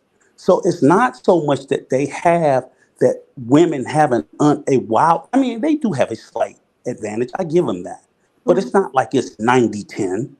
It may be at best 60-40. But I tell men, you got that 40%.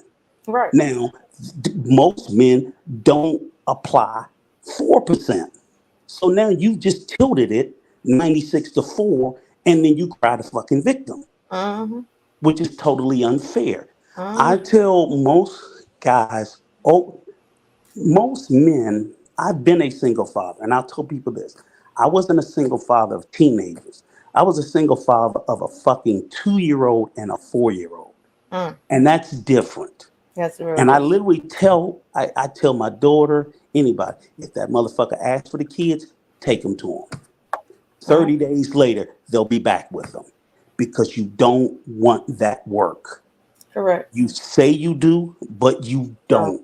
When you have to do it without help and support of a partner, you do not want that work. You do not know what you asked for. I didn't know what I asked for, and I was 26 years old when I took that shit on. I was in the military. Oh, okay. Okay. So I'm literally saying it's, so for a lot, and so another thing I tell people this also, when we look at today, because everybody looks at it through the lens of today. Child support was something that was created because before in this country, before the system of mandatory child support, men could leave their families with nothing. Correct.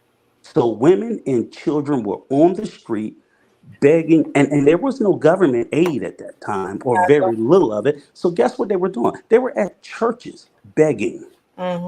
They were at churches and shelters, and men there were no repercussions to them. So as a society, meaning all of the country, we voted on laws to say, we're no longer going to let these motherfuckers walk away from their responsibility. I am a taxpayer. I support. I'm disappointed that they don't throw them in jail the way they used to. Well, Rico, the reason why is because, as you know, 60% of men that are on child support, regardless of the situation, they do qualify for primary custody. However, what you was talking about as far as like being the custodial parent, that part is the part that they don't want, because They like don't you want. said, that's not about child support and money. No. That's about you can't work overtime. That's about yes, you gotta deal with daycare, you gotta deal with medical leave, you gotta take for the kids every other week, you gotta deal with a bunch of stuff All that's of not that. money related. And a lot of men that Yes. at least that I've talked to said, listen, I need to work. I have other kids. I have a wife. I got this. I can't just be a custodial parent. Why can't I just get the child on the weekend when I want the child? And a lot of times the mom is like, listen, if you can't be whole here and you don't have a court order, you ain't about to be partly here. And to a degree, that's kind of understandable, because on the flip side, when men get custody and them chicks be like flip flopping on stuff, they be calling too, like, fuck that bitch. But here's the reality: the overwhelming majority of men don't seek custody because they're not willing to have their life Correct. turned upside down. Their actual life. Okay, that is the reality. Because ultimately, when I had that 2-year-old, 4-year-old, I didn't have weekends to go out and hang out with friends. Correct. I didn't have that shit. Okay, I didn't have any of that. I got sons that have children. They're not prepared to give up their fucking free time like I had to for them. They're not willing to do it. So I see it. I'm like, I see their lack of willingness to want to do it. Now I tell them, you will fucking support my grandkids or I'm going to fuck you up. But nonetheless, I don't see them jumping out and when I jumped out the window for it, I didn't know what I was doing, but I had to do it. Right. So let all me I'm say going to this say real quick, and then is if most have men don't want that job. Go ahead. I'm sorry, Rico. Thank you for adding all that. Because there was something O'Shea said, and I'll get back to Ruby. If you have any thoughts, and we'll get back to the video. She asks, and this is I was looking for this while everybody's conversating. And if you have it, that's fine too.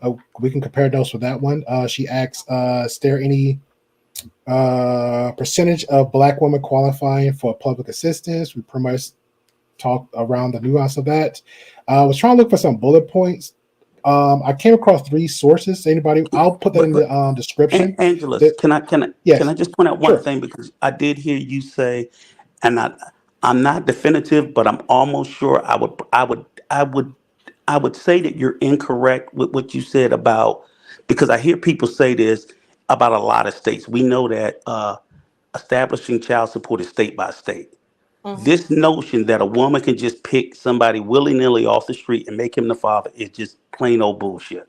It is. You I've can't do seen that. it. In the news recently. Let me finish. Yeah, I've seen it. I've seen it. Excuse me. Let me finish.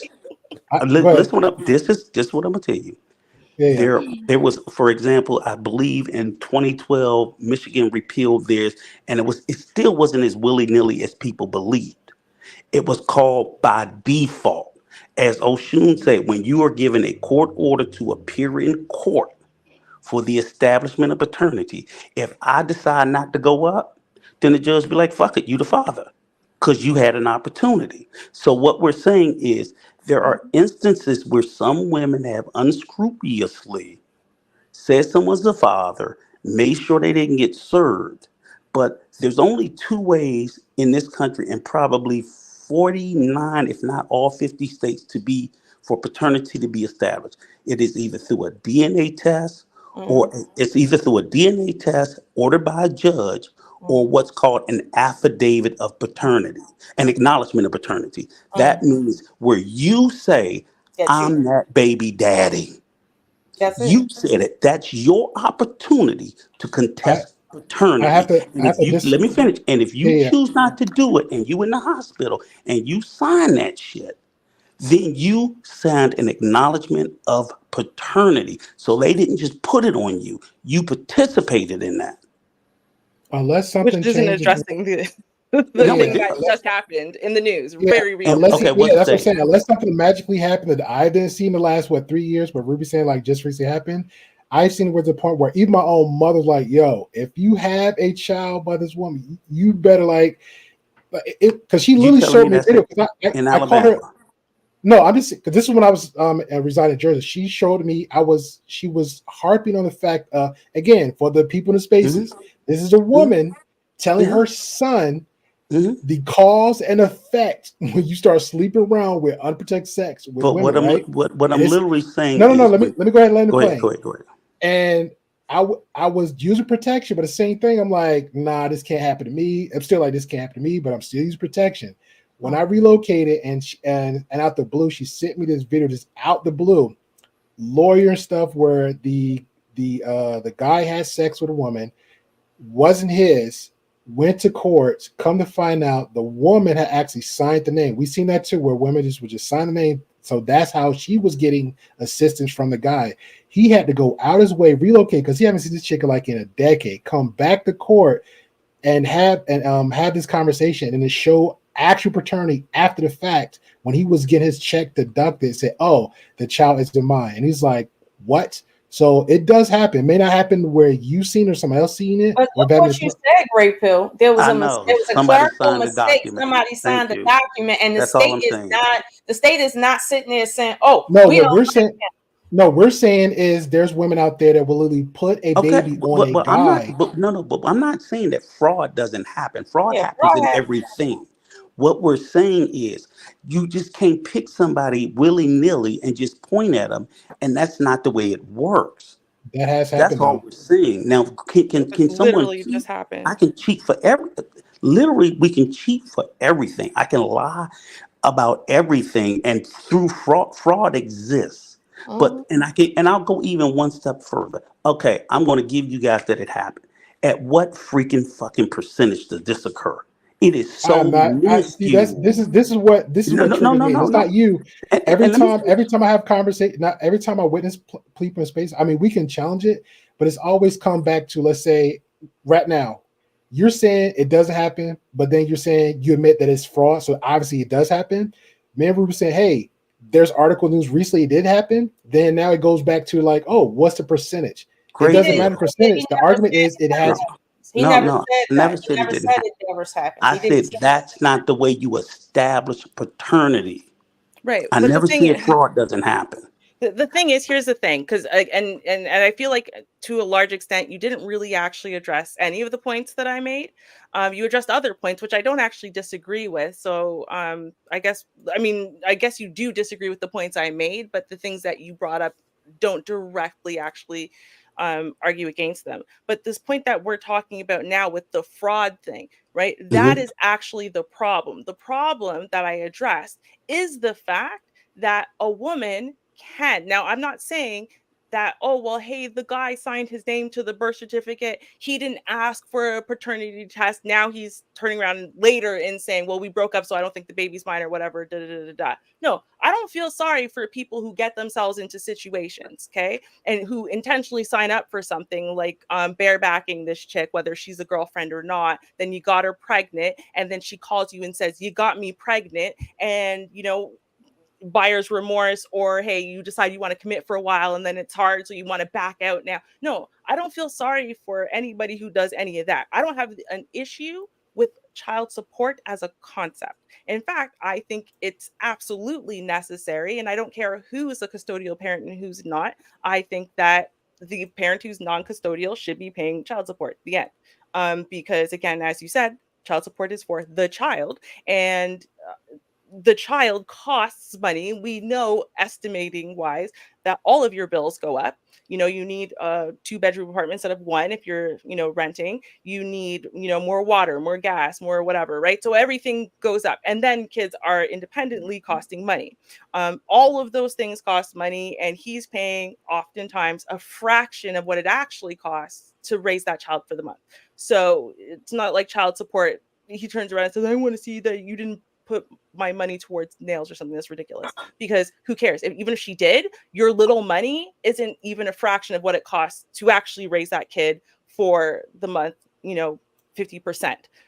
So that's not the argument. That was not the issue that I brought up. The issue I brought up had specifically to do with the fact that, again, a woman can, and it does happen, right? Does it happen to 100% of the time? Well, no, obviously not, right? But can it happen, and does it happen that a woman will say that's the father, and that man either never slept with her around the time that she got pregnant, doesn't even really know she exists, which is the case I posted inside the chat. And it was okay for the system because in the state that they were in, which was Detroit, so Michigan, right? It's okay. That's actually an acceptable thing that you can do. So now he was put on child support before he was ever even notified that this woman and her child exists.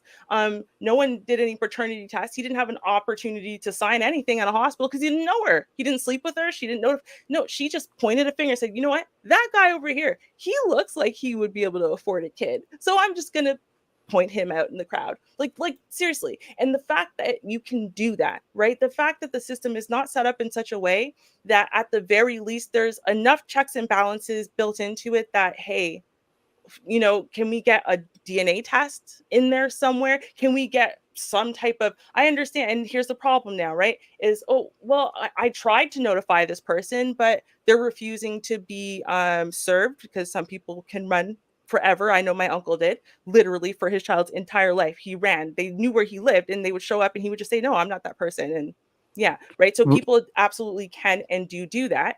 Totally get it, right? Ruby, But can it I isn't. interrupt you? No. Okay, No, because I sorry. wasn't allowed to interrupt you. Okay, sorry.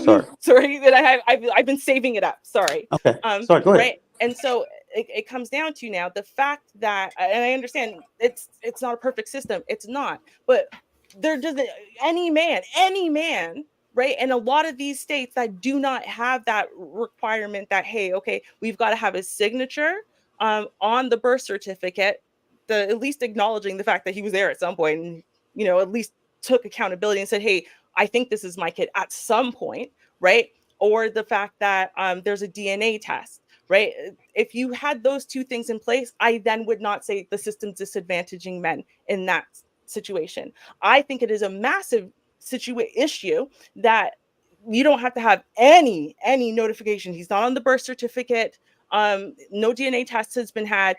No notification. We don't even have the correct address for him. Well, they mailed something in to his high school mother's home, and hopefully that was the right place. Still, no one really looked into it. He didn't show up in court. Oh well, now he has to pay $1,000 in child support every month because he didn't show up for court. Meanwhile, he was never ever notified, didn't know at all. And then he can literally lose his license and go to prison. And that's the first time he found out. Right? To me, that is a disadvantage. And it does not have to disadvantage 50% of the population or 50% of the fathers or whatever for it to be a disadvantage, right? Just like anything that increases rape culture for women, I don't care if it only affects 3% of the female population, that is still a disadvantage for women. It does not have to affect 100% of women. It doesn't for me. So whatever else, do I think that, the men who knew that the kid was on the way and whatever, that they have their responsibilities. And if they're not sure what to do, they can talk to a lawyer, they can Google, whatever, right? I don't feel sorry for people who get themselves in situations. It takes two to tango. The baby's growing inside of her body. You can say whatever the hell you want. These days, listen, Roe v. Wade was repealed. So you don't even have that excuse anymore. If she can go do whatever she wants because she can't, right? Great, no problem. But it still comes down to, is there a disadvantage built into this system here where they don't care? A man will go to prison, he'll lose his license, he'll lose his whole entire career and still owe that money. Hey, we've proven this is not this person's child now, and there was a huge mix-up, or the mom turns around and goes, yeah, I just pointed at him because he makes a lot of money. I didn't even really think it was. And you know what ends up happening? He still owes all that money he paid. No one's paying him back. No, because it's for the benefit of the child, right? But that man was still an innocent victim of this because he didn't impregnate anybody, right? But he got pointed at, and that was enough, right? And so to me, that is a disadvantage towards men, and that's all I was saying. Oshun had her hand up, Rico. But let me say this, because I was pretty much just trying to make a respond to Oshun when she addressed something. So the question was, what's the percentage of Black women qualifying for public assistance? I was trying to find some bullet points to help answer the question. I won't argue or debate that, Oshun, but I did find some sources for people out there, for people to look up. You kind of play around the numbers. U.S. Census Bureau is one. I'll try to make sure I find the links and put it in the description. Another one is Pew Research Center. Is another one. Another one is Center for American Progress. So if people want to actually try to look up some sources for the numbers of that, of the question that Ocean asked for, you can go ahead and check that out.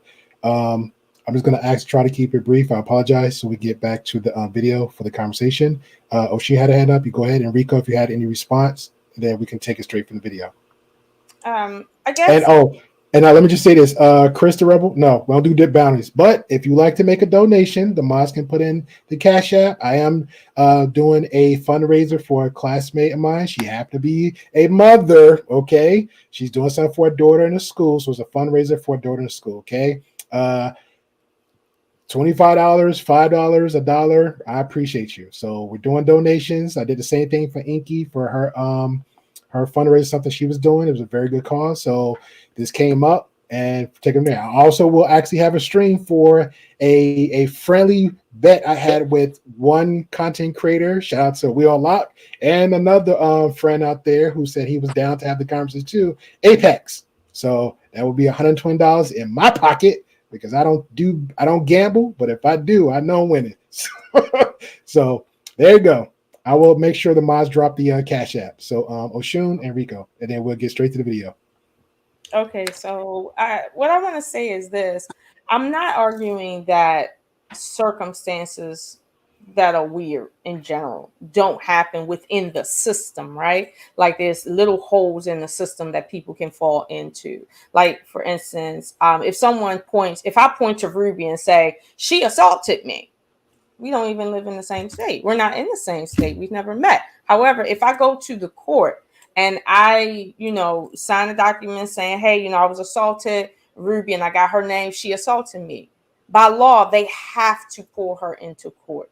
And if she does not respond to the summons, by law, they have to put out a body attachment for her. That is not the system disproportionately affecting Black women.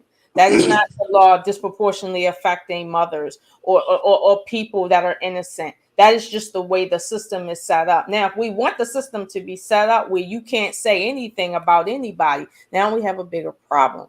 My thing is this, to the overarching point, when we say men have historically been held accountable, even Rico can tell you that the child support system, even at its worst in terms of systematically, has only been in place for the last 50 something years. Prior to that, we have 250,000 years of men doing whatever the hell they wanted to do, compared to 50 years. And even now, within that 50 years, in my great state of Maryland, there is no such thing as what Ruby discussed. There's no physiological way for that to happen based on the way our system is set up here. There's no way for me to summon you and you just didn't get it and stuff, because legally I have to prove to the court that I found you and I know for sure that you live there. And that's not an easy thing.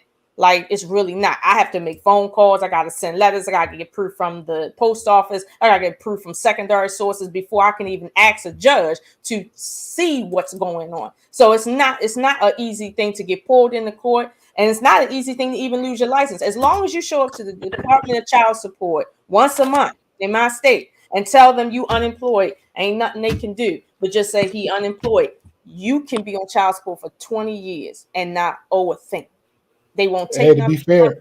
They will not lock you up. They won't do nothing as long as you're in compliance. Meaning they told you come down there once a month and type some stuff up. That's what you got to do. Hey, they can't force you to do anything else. But at the end of the day, systematically overall, men are not held to no high level of accountability, because only a small amount of women that are mostly unemployed can even apply for child support. Now, there are some women that have been married that go through the courts, but that right there is not equivalent to, let's say, the state just capping you at 27%. They're not asking no questions. They just 27%. Whether that can really, like she said, whether that can really cover the bills or not, it's just 27%. These are two separate ways to get child support.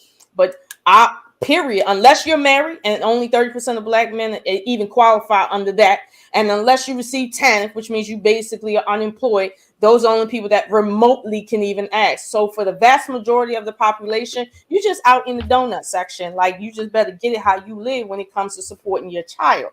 But it's like we don't talk about that because child support and these instances where one-offs happen in the system, we're so jarred by it that we want to say, hey, there's a problem. But in reality, if we just switch the name out and don't say child support and put some other system in there, we need a system. It's never going to be perfect. But the thing is, historically, men have never really been held accountable for being deadbeats, for putting their sperm everywhere. The last 50 years, it's a lot of men have gotten off with paying $20 a month. Meanwhile, they were working full plus time.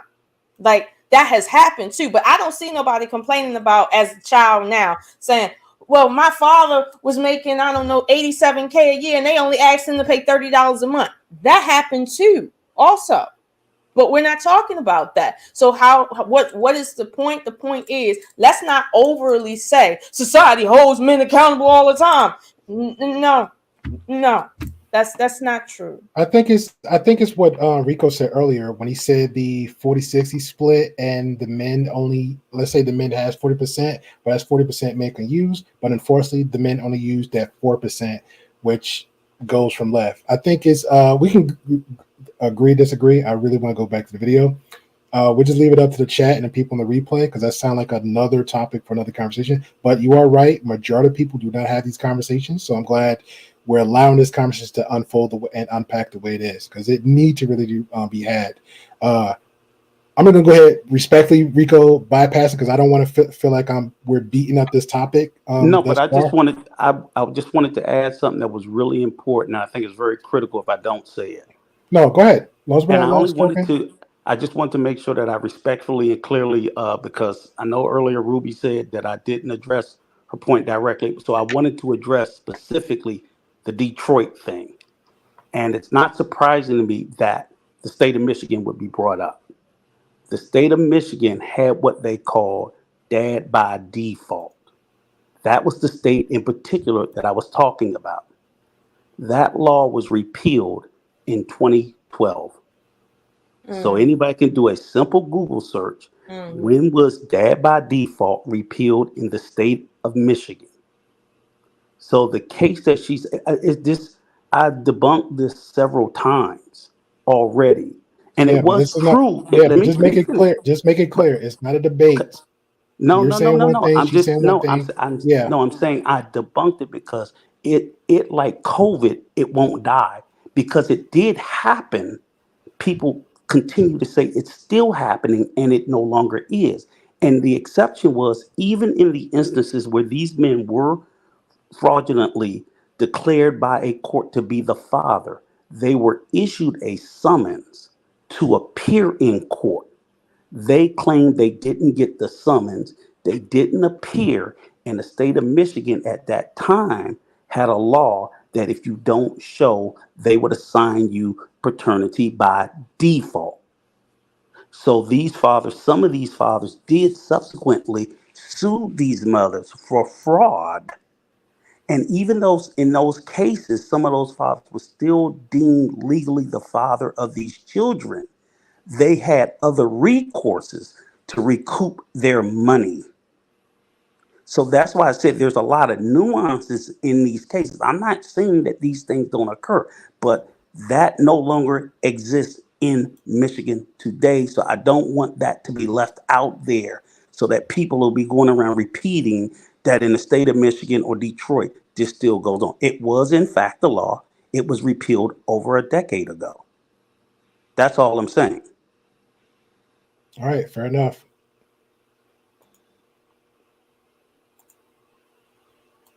Of course, there's going to be the anomaly. Of course, there's going to be the woman who was widowed. Of course, there's going to be a lot of different women that are in certain circumstances. But when we speak to the majority. We don't speak to the minority.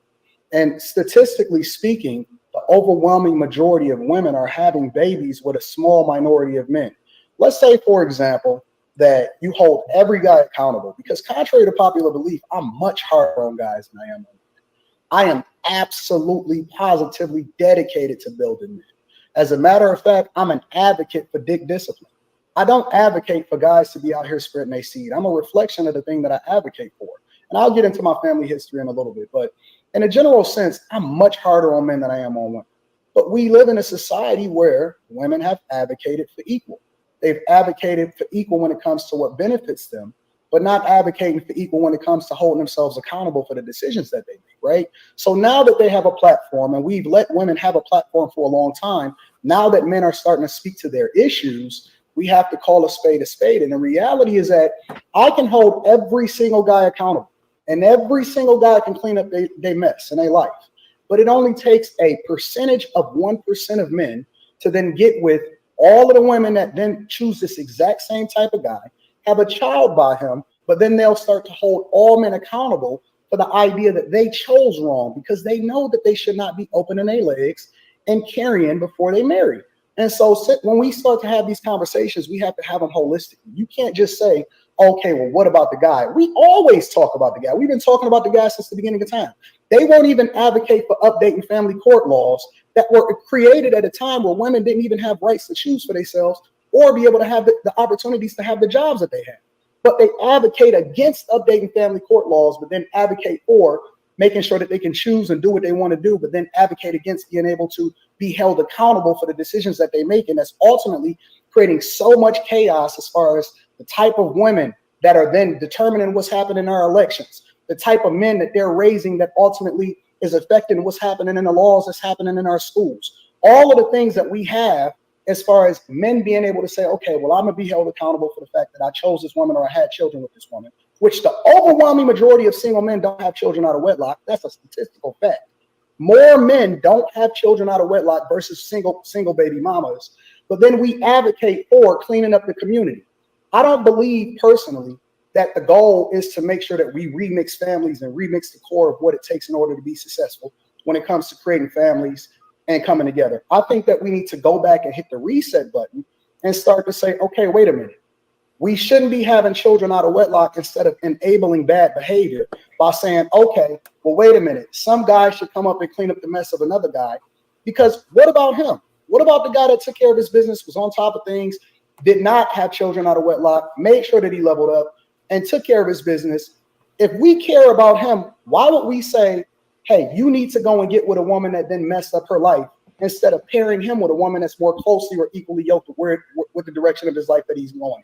Why should it be the responsibility of somebody that didn't create that situation, instead of holding a person accountable that did, like we do to men every day, since we live in a society where we've advocated for feminism and equality, especially equality with regard to decision and what you can choose to do as far as for a living?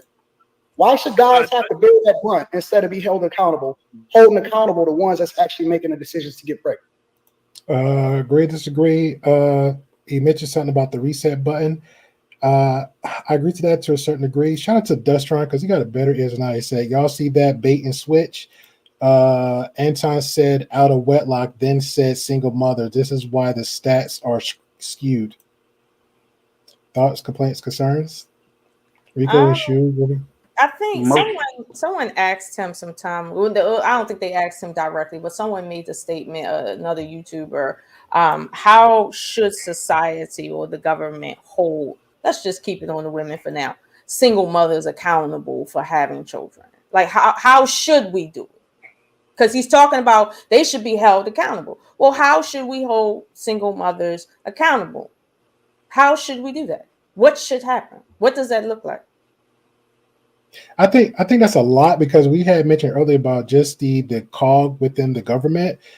I think it just needs to be examples of individuals. Now, I know he mentioned, we'll get to that because he's actually brings it up about men should be holding men accountable for certain things or pretty much everything when it comes up, even just women. I agree to that to a certain extent, but I can't give you an answer for that, Lulu, because it's like the system is set how it is. So it's like modern times now isn't how it used to be, because again, we hear those people say the past, right? Go back in the 70s. The 70s way different than the 90s. The 90s way different than here it is. The late 2000s. Early 2000s. Way different than 1800s. So every 100 years, every 10 years, things change. Now, if you want to, go that route. Start locally. You're present in your town area. You do a lot of support and stuff in your local community. Start there. See, hey, laws and bills get passed, and start building from there and work your way up. I think people have a problem when they try to go straight globally, meaning like, hey, let's go to the government. Let's go. No, start locally and expand from there. I think But that's great. how you can work it out that way. Hold on, I'll let it play. I Go ahead. Go promise you. ahead. Go I ahead. Go don't ahead. Go never. ahead. Hold on. I promise you. I don't never long stroke. I think that should be an option for solution. And then the second one is just within self. If you see wrong, correct self, course correct and correct yourself. If you just happen to have a loved one that's near and dear to you that actually will actually lend an ear to you, work on that too. You know, but if you know you got strangers or whatever, all you could do is just like give like a little nudge, like, hey, Lola, you know you was doing wrong, or let me go ahead and throw that little bee in your ear a little bit, and then just let them be, and then see how the chips fall they made. But if it comes back, you make a mistake, and you be these baby hiccups or these pooky hiccups, and you come back. I got friends like that too. They'll make mistakes. I'm like, remember that conversation we had before? Yeah, you're right. Okay, what else to talk about? Well, great, Pill. And I appreciate you saying that, right? Because at least it's an answer, although it's not a solution. And Correct. and really, this isn't a solution-based question, but it is to kind of get some clarity on what are we talking about when he says women should be held accountable. Men should be held accountable. It's like, what do you mean by held accountable? Like, what are we really talking about? When you say, well, men should hold other men accountable, how do you, as a man that doesn't have children, hold another man accountable for having children? Like, just give me an example of how you would do that. I guess I have to start with self. Lead by example. That's it. Like I have my circle, small family, friends, and that's it. And then whatever we do, it's like uh spreading like a positive web. You know what I'm saying? I even said in this YouTube space, if Ruby have her channel, it's like most content creators I mess with. If Ruby is saying and doing stuff, okay, we might not agree to everything, but I understand the basis and foundation of her platform with a partner that's like more information based. You can go there. That's something I can gravitate toward that. So that's like another way just on the virtual side. As far as the friends and family, same thing. Like everybody got kind of spread their little wings in that way and hope for the best. But my circle, my bubble, I try to make sure it's protected as possible. But if some kind of dinks or nicks get happening to it, I know I got a good foundation to fall back on. I think that's the problem with a lot of people as far as the relationship area goes. They need to understand the cause and effect of it, and also understand it's okay to make mistakes, but don't go ignorant, full dum dum mode on it, potato head mode, and just say, I'm just going to make these mistakes purposely just because, and I'm going to be okay with the ramifications. That doesn't add up. It just doesn't. Well, I don't think most of society is doing that, because I'll be honest with you, most of my guys that I used to have to meet with for child support enforcement, they were not Pookie and Ravers. They were working class men making But see, average that salary. goes back. Yeah, but see, that goes back to what I was saying. Like my world versus your world. Your world, you'll see that and how you pivot and navigate the people around you. So you're good in your support. But then there might be somebody else say, yo, this is what I see all the time. So if your web expanded, it kind of reaches and touches that person in a way like, look, okay, you're in a situation now. How can you or we move a little bit more better and accordingly to get yourself up? You already got the 2 kids, sir. You already got the five or six kids, ma'am. What do we do now to move forward from that? There's no going back no more. There's no complaining. There's no pointing fingers. There's no more than that. You knew the choices you made. How do we, as human beings, mother and father, move forward? Rico said himself, hey, he probably had his face twisted up, but guess what? He had to do what he needed to do. There's women in my circle that say, hey, you know what? I still try to do, suggestion. Rico said, hey, if the father asks for a kid, I take him there, But at the end of the day, she's still mom. Still mom.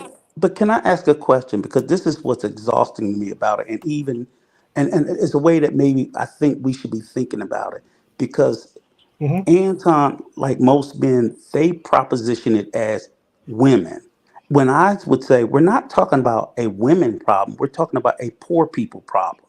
Because the Mm. reality is, most single parents, men or women with children, are full time workers earning enough to support their family with little to no government aid at all.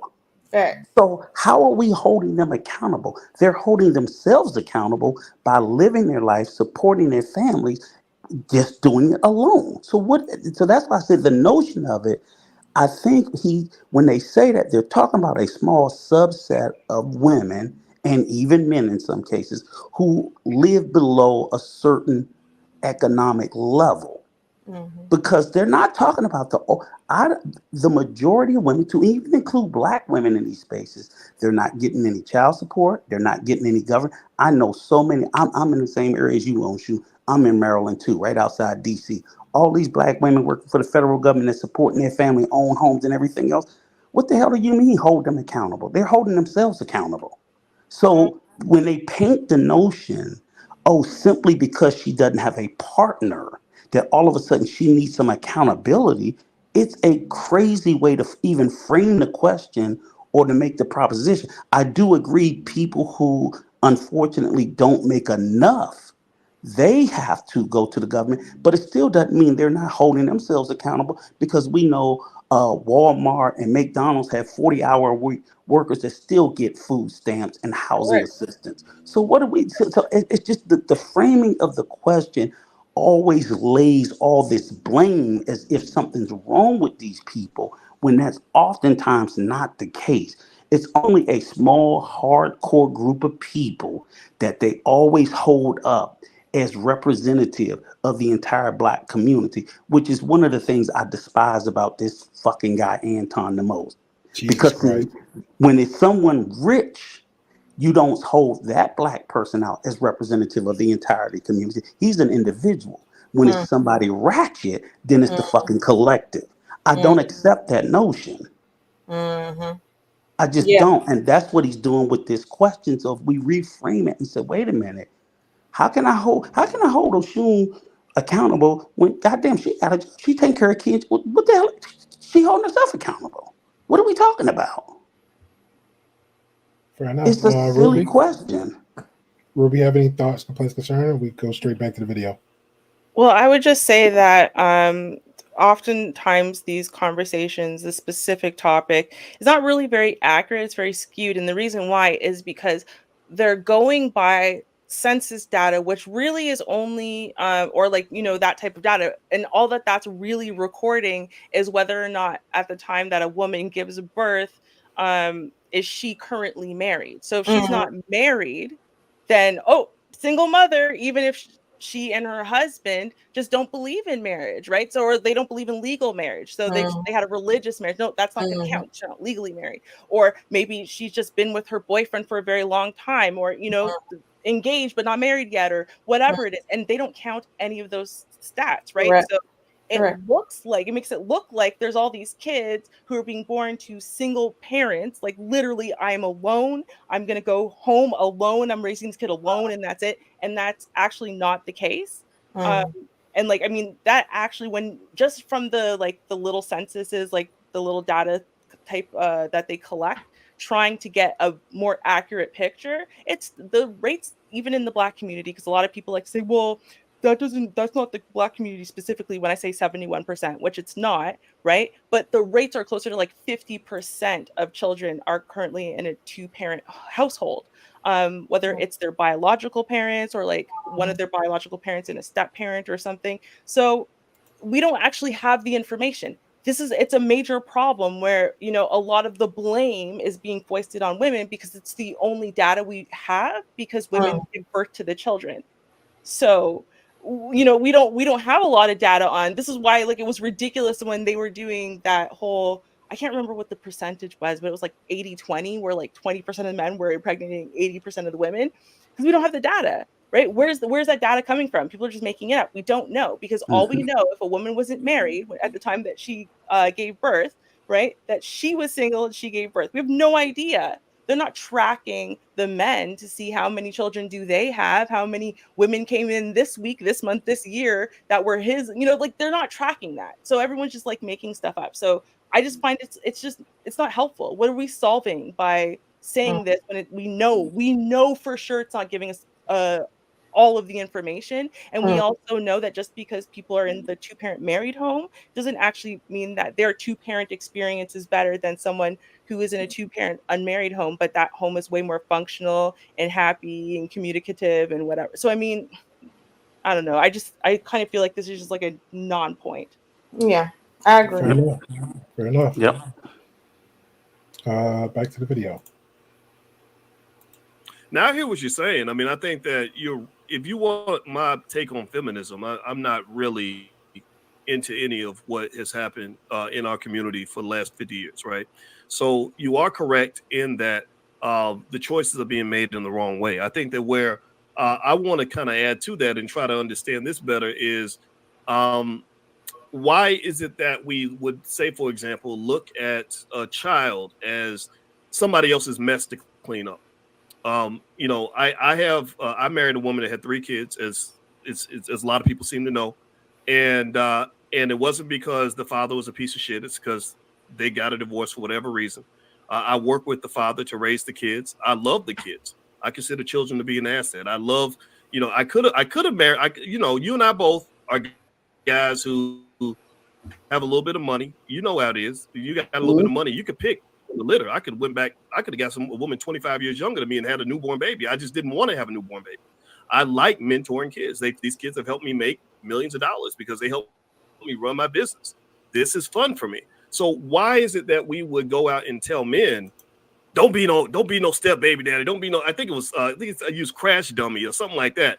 I honor those men. Let's seriously, I really have admiration for the men who say, you know what, I didn't make this mess, but it's my community. I'm gonna clean up. If I see a piece of trash in my neighborhood, I'm not gonna be like, well, that's not my trash. Somebody got to go pick this up. I'm not picking it up because it's not my responsibility. No, I think it's all of our responsibility, right? Because you are right. You what you said earlier, I agree with that 100%.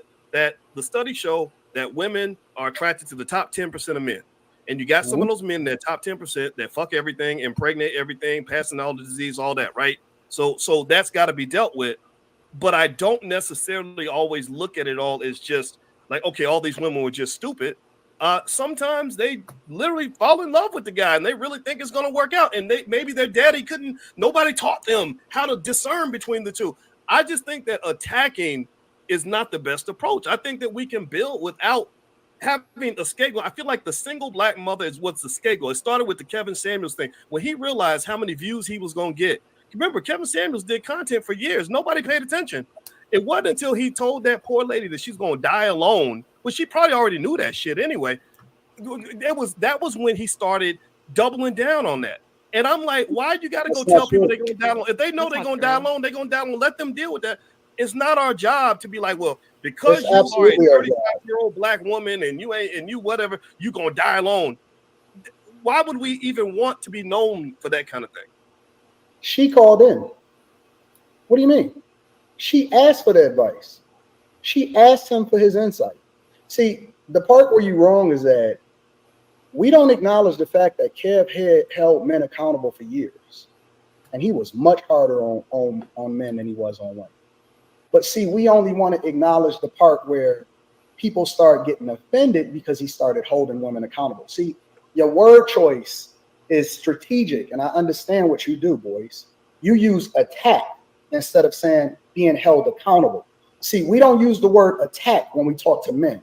We just say, man up, take care of business, take ownership and responsibility for what you did, and then keep going. But we don't use that word when we apply it to women that ask for the advice of Kevin Samuels. He didn't attack anybody. He told the truth. And so it's a difference between being a truth teller and somebody that's doing it for views, because he was compensated according to what it was, which I think that he should have been compensated and he should have been much more successful earlier. But because he was compensated and he was successful as a result of it, that's what then brings out the jealousy. That's what then brings out the haters. That's what then brings out the problem, because he wasn't a problem when he was given the exact same advice, even worse to men. But let's flip over for a second. I don't think these guys are heroes of the community. I think that these guys are enabling bad behavior. Because if a woman, and they say it regularly, can go out and do what she want to do, these college campuses are nothing but indoctrination camps. They are. I agree with that, but I've said the same thing. Go ahead. And they literally not only are indoctrination camps, but they're also a gateway into bad behavior for a lifetime of pain, meaning that they go out there, they slut it out, they get pregnant, they do what they want to do, and they even have a phase for it. They say, this is my whole phase. So instead of us holding women accountable and saying, hey, you shouldn't have a whole phase, but you should get married, because we already understand what the statistics are. You're less likely to go to jail. You're more likely to graduate college. You're less likely to need therapy. You're less likely to have problems. You're less likely to join gangs if you are raised in a two-parent household. Instead of us going back to the core of it and saying, hey, listen, I'm not going to enable your bad behavior by rewarding you with a good man that then should have been with his own family. Instead, I'm going to hold you accountable, and maybe you should choose better. As a matter of fact, you should probably go back and get with the person that you had children with in the first place, because if he was good enough to open your legs for, because kids still need their father. You just said out of your own mouth that you worked closely with the father of the children from the mother that she originally had kids with. So why don't we have conversations with men or with women and say, hey, then how come you won't go back with the person that actually had the children with, because that's probably what's best for them in most situations. But I believe that you advocate for it because that's the life that you live. You chose it. And so how can you go against the very thing that you live and then tell guys to do anything different when that's the thing that you're doing? Because you would sound like a hypocrite. And I think that you also understand who your core audience is. I think that the majority of the people that support you, Boyce, are women, Black women. And they want to hear the narrative. They want to be sold. They want to be told a certain thing similar to how it is when we go to church. And so they support you because you don't go against them. And it's a strong possibility, the majority of them, based off of the statistics, that they are single mothers. And so I don't speak to the majority of people that want to hear what they want to hear. The only thing I care about is the truth. I let the chips fall where they may. And I'm not controlled by anybody. I don't care about the demographics. My audience or the people that resonate with me, they gonna find me. I don't pander to nobody. The only thing I do is I tell the truth. There's nothing that I say, is nothing that you can reference that I say that is actually bad for the community, including how I live my life. Specifically, you reference my family. I'll give you a little bit of context. I was raised in a two-parent household, all four boys, me and my three brothers. My father was in our life until I was in my late 30s. That's when my father passed away. Then my mother became a widow when all of her children was out the house past 30 years old. And then eventually another guy, because she was working for me in one of my restaurants, came in, asked me, could he speak to my mother? And then eventually they wound up getting married after her children were already grown. So she was widowed. And then she wound up getting remarried when her children was grown. All 9 of my uncles on my mother's side married, never divorced. None of my brothers have never been divorced. I've been married for over almost 20 years, since I was 22 years old, with the woman that I chose, the woman that I grew up with in high school. I met her in high school. She's in the other room right now. I have a daughter, right?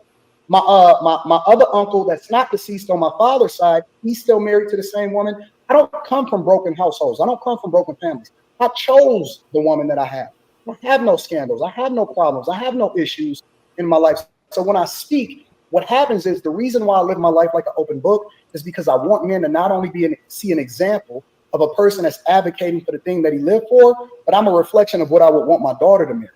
And so it's hard for women to then come after me and say, well, he's hurt or he's coming from a broken family, because I don't. And I think that it's guys like me that need to advocate for guys that's on the other side, because I don't have to go through it and they don't either. And I want to be a reflection of what I want those guys to be. But I believe that you advocate for it because you understand your audience. I don't think that you even really believe it. It's nowhere in the world that you can tell me, Boyce, that you would tell your daughter or your son to go and get with a ready-made family. I don't believe you would do it. All right, we're gonna end it there and give like everybody thoughts on it. Then we'll do closing. Again, appreciate everybody for coming on through to have the conversation. I appreciate everybody, even the new ones in the chat. I see you. I sees you. Appreciate everybody coming on through to have the conversation. This is what we do here at the Gray Pill Podcast. Everything isn't just black and white. There's gray in the middle. So I appreciate y'all guys. So took a few notes that he said. Don't laugh at me. I'm working on my pitches, okay? I'm working on my pitches. I do agree to the part where you say the colleges are like are campus indoctrinations because people promotes like trades and hell even again I got to reference the South because pretty much you have like an uncle or a father somebody you raised up with that teach you how to do like um, you know mechanical engineering stuff like that some kind of trade with your hands. You don't need to go cost that instantly 80K 60 80K off the rip. Shout out to them for that. He mentioned something about the pandering. I'm going to be honest with y'all. I'm not gonna say it's maybe I might be saying this wrong and somebody can correct this. I think every content creator with this salt is pandering to a certain degree. Meaning when like say, and I use the Grapo podcast for example, we pretty much have like trending topics. Okay, that's one. I'm pandering. All right, I'm getting y'all in here. I have topics of discussion. I have the optics. Way it might be certain type of demographic of male and female ratio in here. Okay, that's another one. Just a motto of conversation. Hey, what I just say earlier, everything's not black and white. There's gray in the middle. We like to have open perspective conversations. I'll allow the engagement from time to time for just like get them numbers up a little bit, right? Get them numbers up a little bit. But my moral side, I'm not going to let it over exacerbate that to the point like everybody want to argue and scream and fight because we corely believe there's no real conversation. So what's it going to do? You're going to hit up the algorithm. Now, I'm not going to explain the behind the scenes. Ruby touched base on that last time, so y'all go check that out. We talked about the tagging and the promoting and all that, how you do the pipeline, the algorithm. So most of that conversation I had in the Discord. Shout out to LTTV on that one because people was asking questions like, no. It's this way. It's not that way, right? So it's a lot of bells and whistles with that. Okay, but I'm not gonna sit here. I'm like, we have the Gravel podcast. I'm just gonna spec automatically gamers and this that people just come on in because it's just not gonna happen. Majority of the core audience is gonna come in because hey, the topics is picked, the trending topics is introduced down to all little bells and whistles. That's how you bring it in. So yeah. Every content creator is going to pander. All right. Every to a degree, we're pandering. Now, again, like I said before, it's back to the intent. My intent is, hey, the Antons or the Fresh and Fits or the Boyces and all the other guys in the world to get that dollar, you can tell. We had many conversations about Fox Media. Is it news now? Is it Anchor News? Like, what's going on with that, right? You can tell Candace Owens. I'm low key not even liking her no more. I'm like, Dad, what's going on, Candace? She's so in this wheelhouse of Andrew Tate got arrested again. She went straight to the videos and like, I got a root for Andrew Tate. Then now pandering. So it's a thing. Everybody does it. Everybody pull in their little weird little core audience, the type of demographic people they want. It's a thing. I personally, my core audience, I want people to actually have open perspective, okay with the arguments, okay with the disagreements. Wes says it all the time, even in chat. Certain conversations allowed to have, but he's like us. If we have a real serious conversation, you start up that fool la la in the chat. My chat knows better, okay. And then while we grow and grow and grow to the point we have 50 to 100, 500 to 1,000 people in chat, I will build a foundation so strong to the point where they know better. I don't have to say anything. Somebody act up, mod already got them. They already got them. See how that works? So I'll leave it like that. Y'all go ahead and fly free, but don't fly too free because I want to get out and grab something to eat. Thank you. First, second, third, Rico, Lola, Ruby, anybody? Okay, let me start real quick. Okay. It was a lot, basically, what I There's a heard lot. from Ann. I had to let him cook too. Everybody doing the long stroke. He got to get a turn long stroke too now. Yeah, it's the standard diarrhea that he spews out his mouth every time he talks. You're absolutely right. I agree with you 1,000%. Gray pill. All content creators pander. So the call one a pander when you're pandering, that's just insane. I'll just point to two things. One is this notion that colleges are centers of indoctrination, but he's a college graduate. Dr. Watkins is a college graduate. Kevin Samuels went to college. So we should listen to three people who went to indoctrination centers. That would mean they're indoctrinated. So my question to him would be, so what do you propose? Do you propose changing the political ideology of these universities just from one leaning side to another leaning side, still a different type of indoctrination? Or are you proposing that we eliminate college throughout the country, thereby dumbing down society at large? So the whole notion about just be, it's always some bullshit anytime it doesn't go your way to say that universities are indoctrinated. It's just a silly notion. And the last thing I'll speak to is the notion where he, for some weird reason, seemed to want, and it's always just women, not men. Because if you notice, he said that the women should go back to the men they had kids with. Not that the men should go back to the women they had kids with. Okay. So the men, I assume, have a choice. If they don't want to go back, fuck it. They don't have to go back. That's okay. But the women should go back. Thereby, so if you were a woman that you left a bad relationship of risk of harm, whether it's physical, mental, or emotional, he somehow, in some way, would deem it necessary that you are not a woman of worth unless you went back into that space of harm to yourself and possibly your children.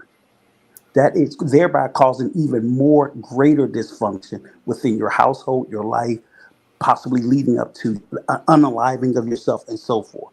That is absolutely insane. I'm not promoting the breakup of marriages, but if it leads to a more healthier and safer outcome, because everybody's not meant to be paired, as I also don't believe everybody's meant to be a parent, then yes, get away. Your safety should come first. So again, it's just diarrhea of the mouth. Everything that man says is stupid to me. I try to be a little bit more generous, but I just can't. I can't. I'm sorry. I'm done. Fair enough. Miss Well, we Shum? agree on that, so that's good. I'll say I also agree in reference to the college point. But I do think that college point has an undertone of referencing women's education, not so much men's education. I think what he's essentially saying, underneath it all, is women shouldn't be educated. They should just be at home and deal with men at home, and however that happens, you just shouldn't educate women, because if you educate them, they won't be as domestic as we need them. So that's the problem, less education for women. But he doesn't say for women, but he, in all the other contexts, as Rico just said, it's referencing women, not men. And we all know that historically throughout the world, poorer women tend to have more children, and women that come from higher status and higher wealth tend to be more educated, have less children, and don't stay in abusive relationships as long as poor women that need the money. So, like, the whole, and this goes to the method of addressing the problem that Boyce is talking about. Boyce never said we shouldn't address the issue of out of wedlock babies. He didn't say that. He said that the method in which we address it is what he takes issue with. Just quote unquote shaming women, leaving half the problem out, calling women names, putting people in categories and boxes, further separating the community. He just doesn't feel that that is the right method to address the problem. Not that he didn't say that there is a problem to be addressed. And I think Anton is smart enough or educated enough to see that that's not what he meant. But I mean, to some degree, Anton is being facetious in the conversation. When Anton goes on to talk about it is his job to tell women that they will die alone. I'm gonna need him to qualify that, because I'll be honest with you. The lady that called up on that show called up there to speak to a image consultant. That's what she called there for, because she come from money. Her father got money. She got a whole business. So she's around people with money. She's saying, I can't find the one that's attracted to me. And I'm around people with money. My father, his friends got money. They got money. She floating on more than 100 grand. Where she at? Oh, she floating on me. So like, she got money, but she called to get that image consultant advice to say, how can I look better, present better to higher value men, so that I can get someone on my level or above. And she made it very clear. She says, I want a man more successful than me. What do we hear Anton crying about? Women that feel like, well, I'm more successful than you. And then, and a boo boo. Here's one woman who said, I want a man that's better than me. And she's the one that's going to die alone. This is why we can't go nowhere, because there's a double mind working in two separate directions going on here. Truth be told, when he told her that, it made men that can't get women like her feel empowered. And that's when it just kept being said over and over and over again, despite the fact that most black men specifically, most men die alone. Okay? Even with all the singleness and all the marriage issues, most men will die alone. Like, men typically die first. And most black men specifically are not married. So what does that equal if we doing arithmetic right now? So, I think, again, he's being very disingenuous right there. But again, I want to know what dog does he have in the fight? Like I do, and that goes to what he said about the two-parent home and the example, right? And I'm not saying that that doesn't have some credence, but there's studies that can show it's not about two-parent household. It's about how much money that household can afford and things they can afford to have their children involved in. Not so much that it's a two-parent household. And I mean, they've done studies to show that a single mother that comes from wealth, that operates in a wealthy space in terms of her lifestyle, right, is on par with having two parents in the home in a, let's say moderate circumstance, right? Like she can afford for her children to be cultured a certain way, whereas the two-parent home, that it's almost neck and neck. Meanwhile, if we go, most of the population is not really operating middle class for what that really means. The single mother that has the money, her household, her children are being more cultured to not be drug dealers, to not be poor, to not fall into poverty. Why? Because that's just not how it goes. When you come from money as a child, you typically have money. It doesn't matter if you have a father or mother or both. If you let's suppose you didn't have neither. You had an old uncle, but y'all had money. Typically, you're not going to be a drug dealer on the street scraping. Like, you're just not. So, again, there's this issue of disingenuousness, because he's just acting like if you are a single mom, that means your kid will be this, when in reality, it's just a higher percentage. And then they go to the whole prison population thing. Meanwhile, when you talk to men in prison, like, again, like Ruby said, you came from a single mother home. Do you know your father? Were your mother and father together at some point? Yeah. Was he living in the house for most of your life? Okay, so what happened? Why is you in jail? Oh, me and my homeboys was hanging out, and stuff happened. Like, sir, it's not because your mother was single. It's because you're a fuck off. Okay, never mind. But I'll land on this. We have to change this idea that, okay, we're solving a single mother issue, and because it's really not a single mother issue, as I think several people have pointed out. It's talking about marriage as a sustainable institution. Right now, his mother and father and his grandparents got married because it was financially suitable to do so. Divorce was not financially sound, right? Nowadays, right? Most black women don't come into the marriage with anything to gain, and definitely don't leave marriage with anything gained, unlike white women and their counterparts. So there's no sustainability in the institution of marriage, even if we leave out the problems that come from it financially, just in general. You see what I'm saying? You're not open to assistance in any way. You are more on your own. And if you are poor, or if, let's say, there's only one income, God forbid, like, marriage is not the most sustainable income. And trust me, when you on one income and it's 5 people to take care of, listen, let's not act like we not human beings and the nuances of life do not affect us. To sit there and say, just go back to your ex, that is someone who is avoidant of the reality of life. Seriously, it's just avoidant. If you ask most men in this chat, you want to be with your ex? They're gonna say hell no, and they're never going back.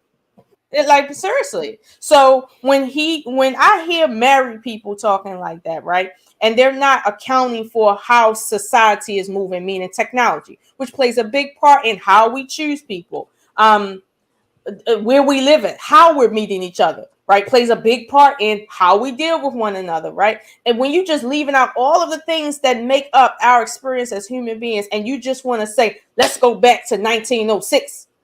I know that this is not about marriage for you. This is about keeping score. And your issue is women got a higher score and you're mad about it. And my question is, if they're so downtrodden because of their circumstance, why do you feel they have a higher score than you, that they have so much more than you, and this is a problem? Because if we look at other societies, like, and I'm talking about outside of the Americas, we're in really big trouble, like extremely big trouble ideologically.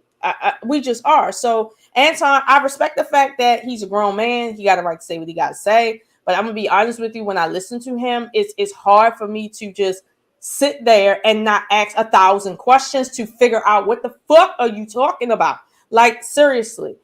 He himself said he don't want more children because of the world. And you wonder why the Black community is dwindling, because women don't want to bring children into this world. People want to live their lives. They don't want to be, settled down, struggling to take care of more people when they can just be free and by themselves. Come on. Like, you're not talking about the reality of life. And that is what kind of grinds my gears when it comes to people that talk like that and put ideas in single people's heads that don't equate to anything. These men that are angry are not having happy relationships. They're not getting married at a higher rate. Like, nothing's happening for them, but yet they keep going in these circles of anger. And the only thing that really happens is the community just, like, we already split, right? We just find a new level to just split some more. Like, I know for me, if I go on a date with you and you ask me what's my body count, I'm gonna finish my food, and that's gonna be just the last time we see each other. I'm not gonna like say, hey, what the you listen to Kevin Samuels? No, you ain't gonna hear nothing. That's just gonna be the last time we hear from each other. I'm not gonna debate you on it. And if you sit there and want to talk about my 5-year plan and I only known you a couple days, I know what sector of YouTube you in. So it's like, I'm not even dealing with you. So here's the thing. How is that building a community? It's not. People don't know how to chill and relax and just meet people and just have fun for a couple days to a couple months and then talk about other things that's more serious. It's like, why in the world is everybody so obsessed with marriage and obsessed with, high value? It's like, listen, most of you will never be any value. Just have fun with your life and shut the fuck up. So what? There's 2-parent households. Just tell these men and these women to let each other see the kids more. And that's it. Like, just let that be that. Like, can we just start with, how about creating a culture of women being okay with the man taking the child out and the man understanding, if you smoke a lot of weed, you do drugs, you don't have a license, you got a warrant out for your arrest, you shouldn't have your kids with you. If you got a new woman and you just broke up, leave that alone. Let's start with that, the basics. How do we let both parents see both the babies? How do we do that? Trust me, I've been on the phone with people, and I land here at my job telling dudes, sir, do not bring your girlfriend to your ex's house to pick up them kids. You do not have a court order for custody. And if she don't like that girl for whatever reason and feel unsafe, we're going to have a problem. He said, you know what? He was like, yes, Miss Lola. Okay, cool. I'm going to go get the kids. It's because the girl agreed to it. And I said, ma'am, if this don't work out, this order is going to go to court because he is paying child support. Okay, fine. The next day, I get a call from the girl saying the girlfriend came to pick the kids up in a car that wasn't even hers. And I'm like, I just was on the phone with this man. What are we doing here? So again, let's just move the conversation to something simple. We don't have 2-parent households as far as he's concerned. Let's just talk about making sure that both parents is in the child's life equally. Let's just start there. Fuck all this marriage shit. All right, with that being said, Grey Pill Podcast. You guys check out Grey Pill Podcast. Pandering.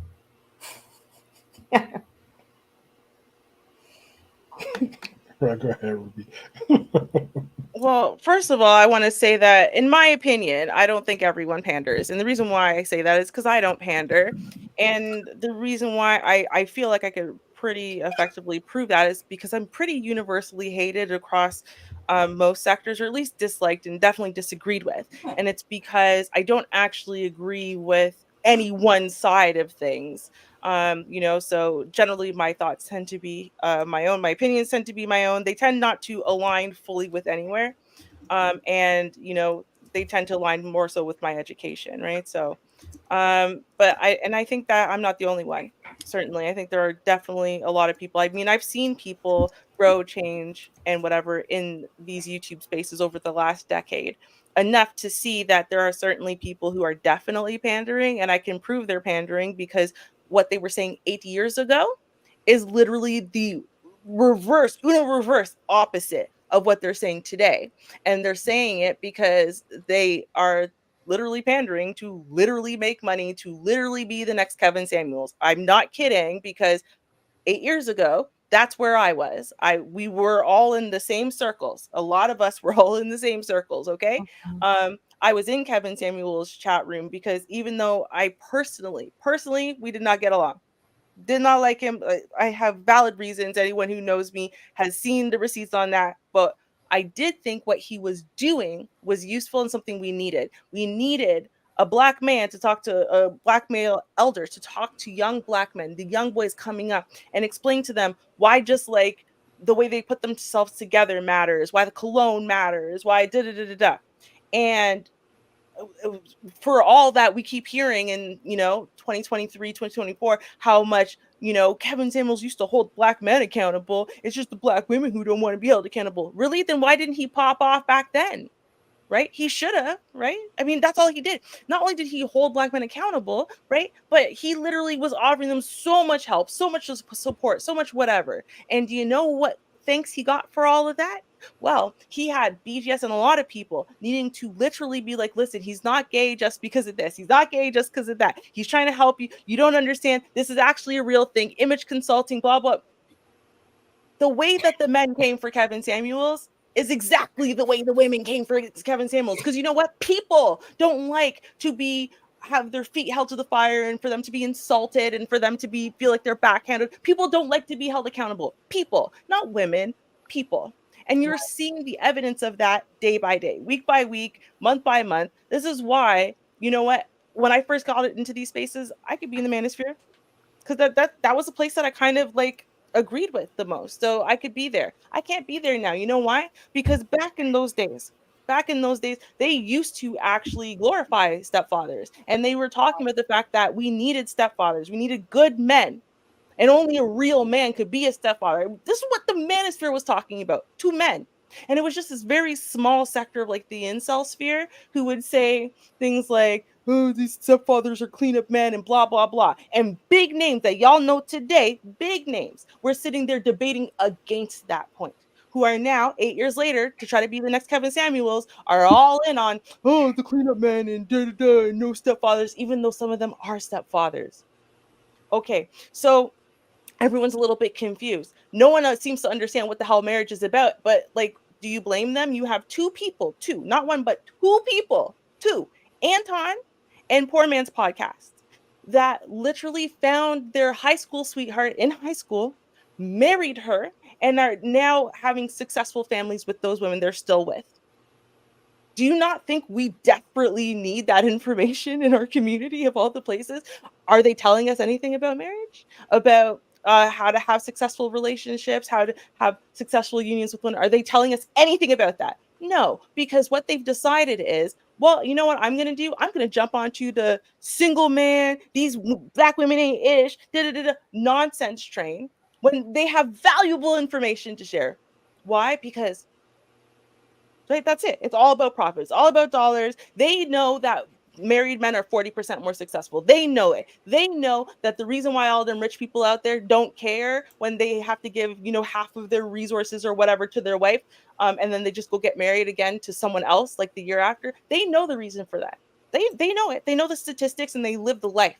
So they actually understand that their wife is a valuable asset. And if they were to ever divorce their wife for whatever reason, they'd have no problem giving their wife 50%. They know it. And they know that even though Even though they gave away 50%, they knew that they were 40% more successful just for being married to her, and that they would be able to recoup those losses no problem. They know this. You know why? Because they're successfully married.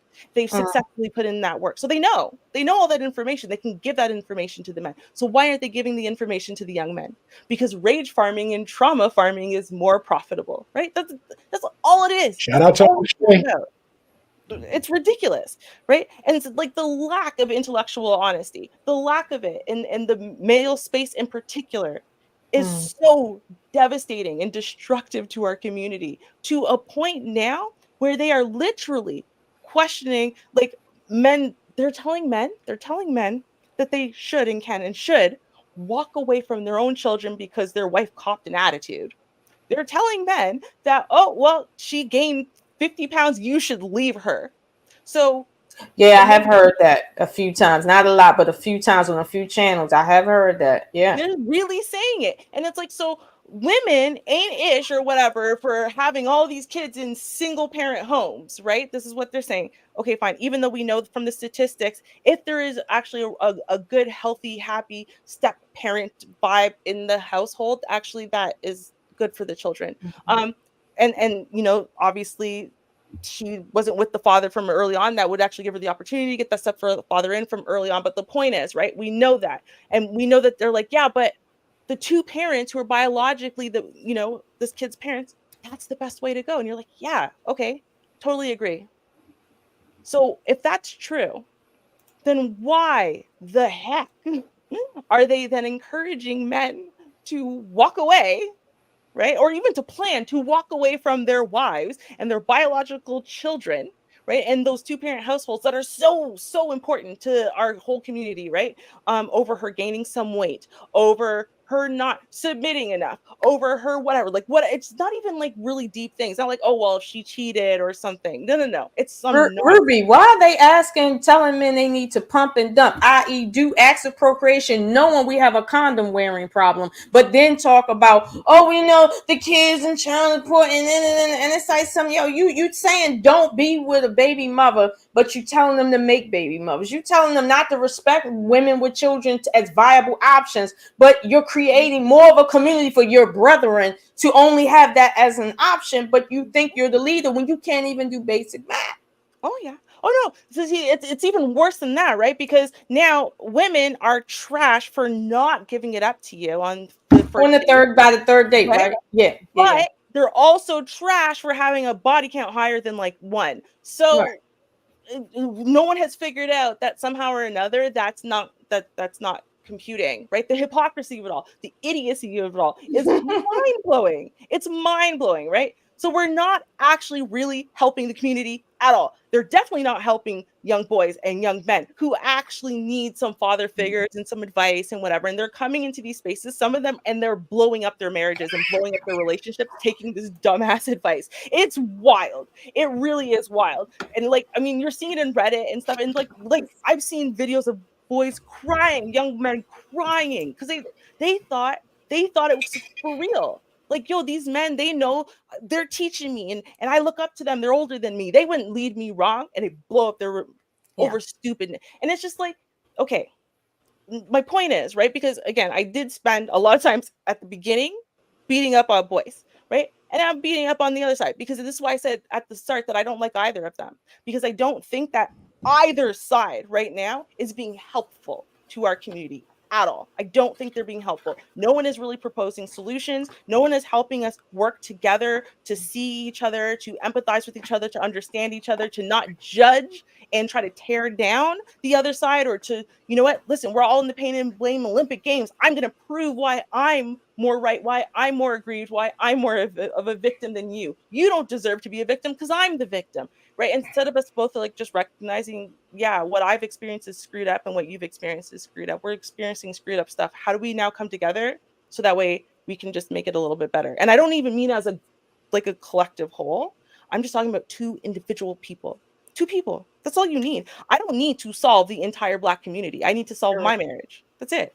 Right? But they're not telling us that. They're not teaching us how to do it in any significant way. And then they're just bitching and whining and moaning and complaining about the single mother rates and this and that as though women can impregnate themselves, because it's always women's fault because women open their legs, right? And it doesn't matter. He can't control himself. So we're not teaching men emotional regulation and emotional self-control. We're not teaching men sexual regulation and sexual discipline and sexual self-control. We're not teaching men that they actually have any control over themselves, but we're telling them that they are leaders. They're the de facto leaders of households. They're the head of a household, and women should fall under them and submit to their leadership. But we're also telling them that they are literally mindless drones who cannot even control the thing that they were literally born with in between their legs, right? But they're supposed to control a whole house.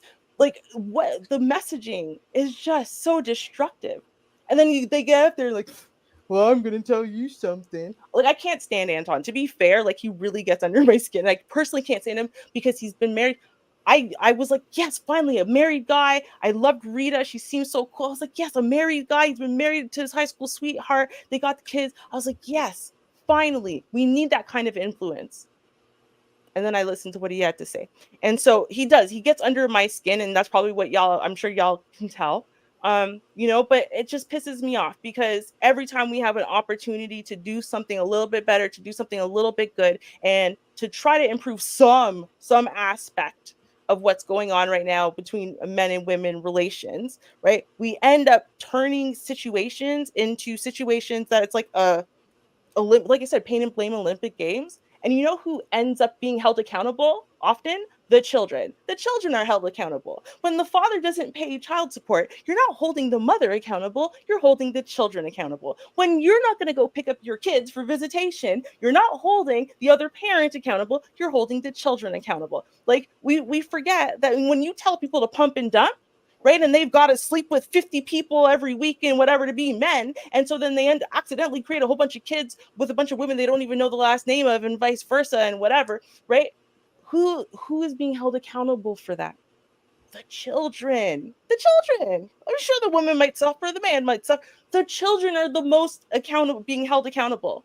And we like to pretend like that part isn't happening at all. And so it's like, and then we're going to just create another generation of damaged kids who are hurt, who are abandoned, who have all kinds of attachment issues. And of course they do, right? And then we're going to pretend that it's not our fault, it's not our decision making, whatever, it's the system, right? Because woke politics tells us it's the system, and when it's not the system, then it's your fault because it can't be my fault. So it's just like, I'm just so tired of it. I'm so tired of all of it, to be honest with you.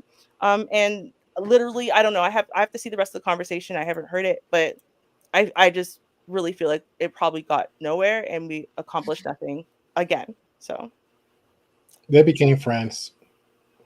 Oh, on of that course. note. Speaking of, hitting it and, getting the game right to get the ladies, when you come home from a long day of work, when you're tired and your girl looks at you and, you're having a little trouble down there sometimes because you're so damn tired, testosterone levels might be low. You see that blue pill in that corner of the edge of your seat? Please take that Blue Chew or Cialis. Enter code word Blue Chew or Cialis and get 15 to 20% off. If you're a first-time customer, you'll get 40% off. $15.99. Bingo. Love it. Brethren, hold on. Poppy, literally every man I've ever met, even ones I didn't sleep with, like literally every man I've ever met tells me that they prefer sex without a condom on. Does that mean it's okay for me to just let every man that I meet hit it raw and then come inside of me and then I create a whole but it's your fault? It's someone else's fault. You choosing not to wear a condom. See, this is what pisses me off. Men have no accountability. They're being taught that that's their they can keep pointing but they're being taught that they can keep pawning it off on women like somehow or another. Their choice to not put on the condom is the woman's fault because she likes it without a condom. Come on. That. All right, so see, this is why Tree have like a down, what you call that, cool down moment. Now I understand why. Now I understand why. Like I appreciate everybody coming on through. It was a great conversation. I definitely appreciate Rico coming in and chiming in. Yeah, I'll give my thoughts. It is what it is, man. People just need to be very aware of both sides. They also mentioned, I don't know if they did mention. No, I'm projecting from what Do Better said because it was a little split. So we're more on the other in the fence, they're on the other, but they was actually asked solution too. So that's a good one too, because a lot of people don't want to be fathers. A lot of people don't want to be mothers. You got to hold that account to in conversation.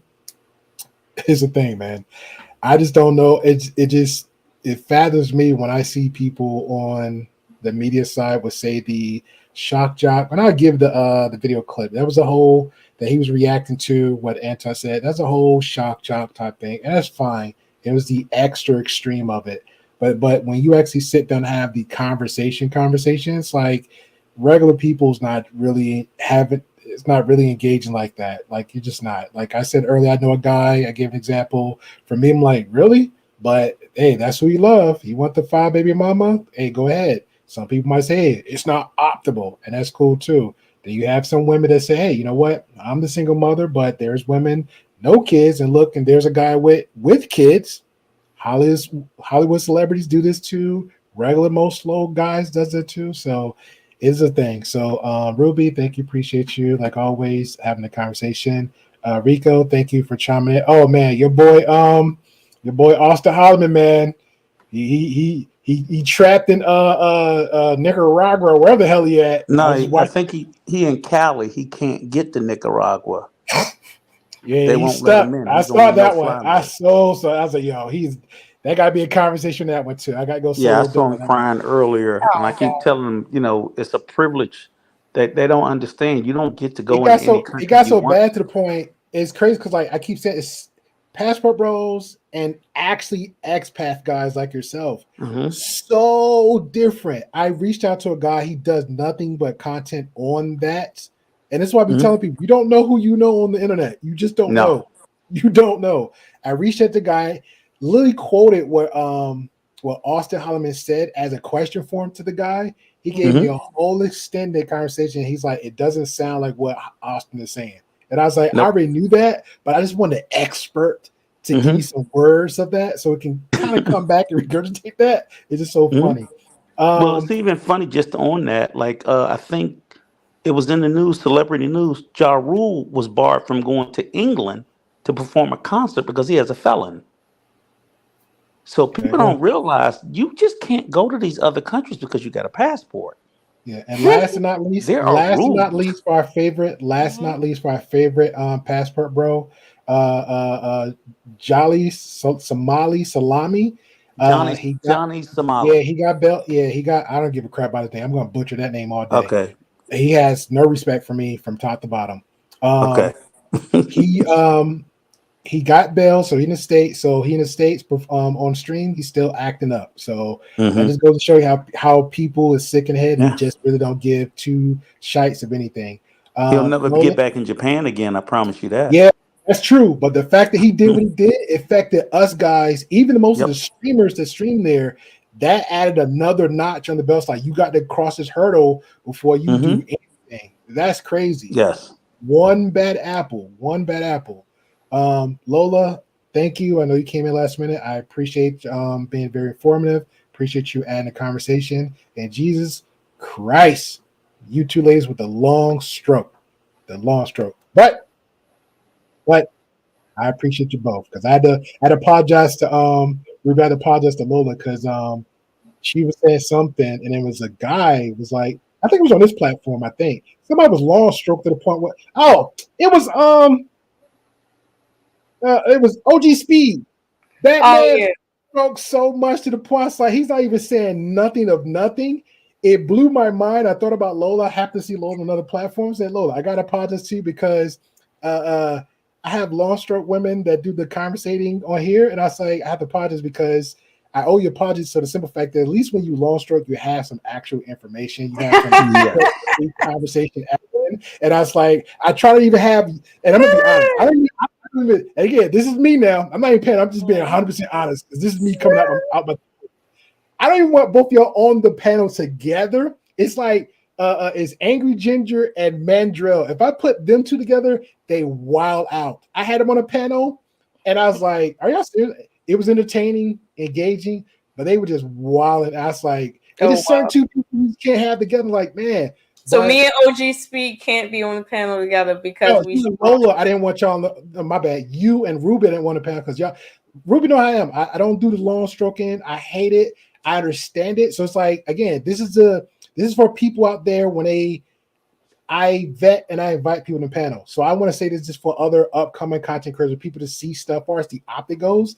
It's okay to have one antagonist. It's okay to have one disagree. It's okay because you want somebody to disagree to have another option for that. Then you have myself. I like to do a little moderate time. You just have that little cool little mixture of element, right?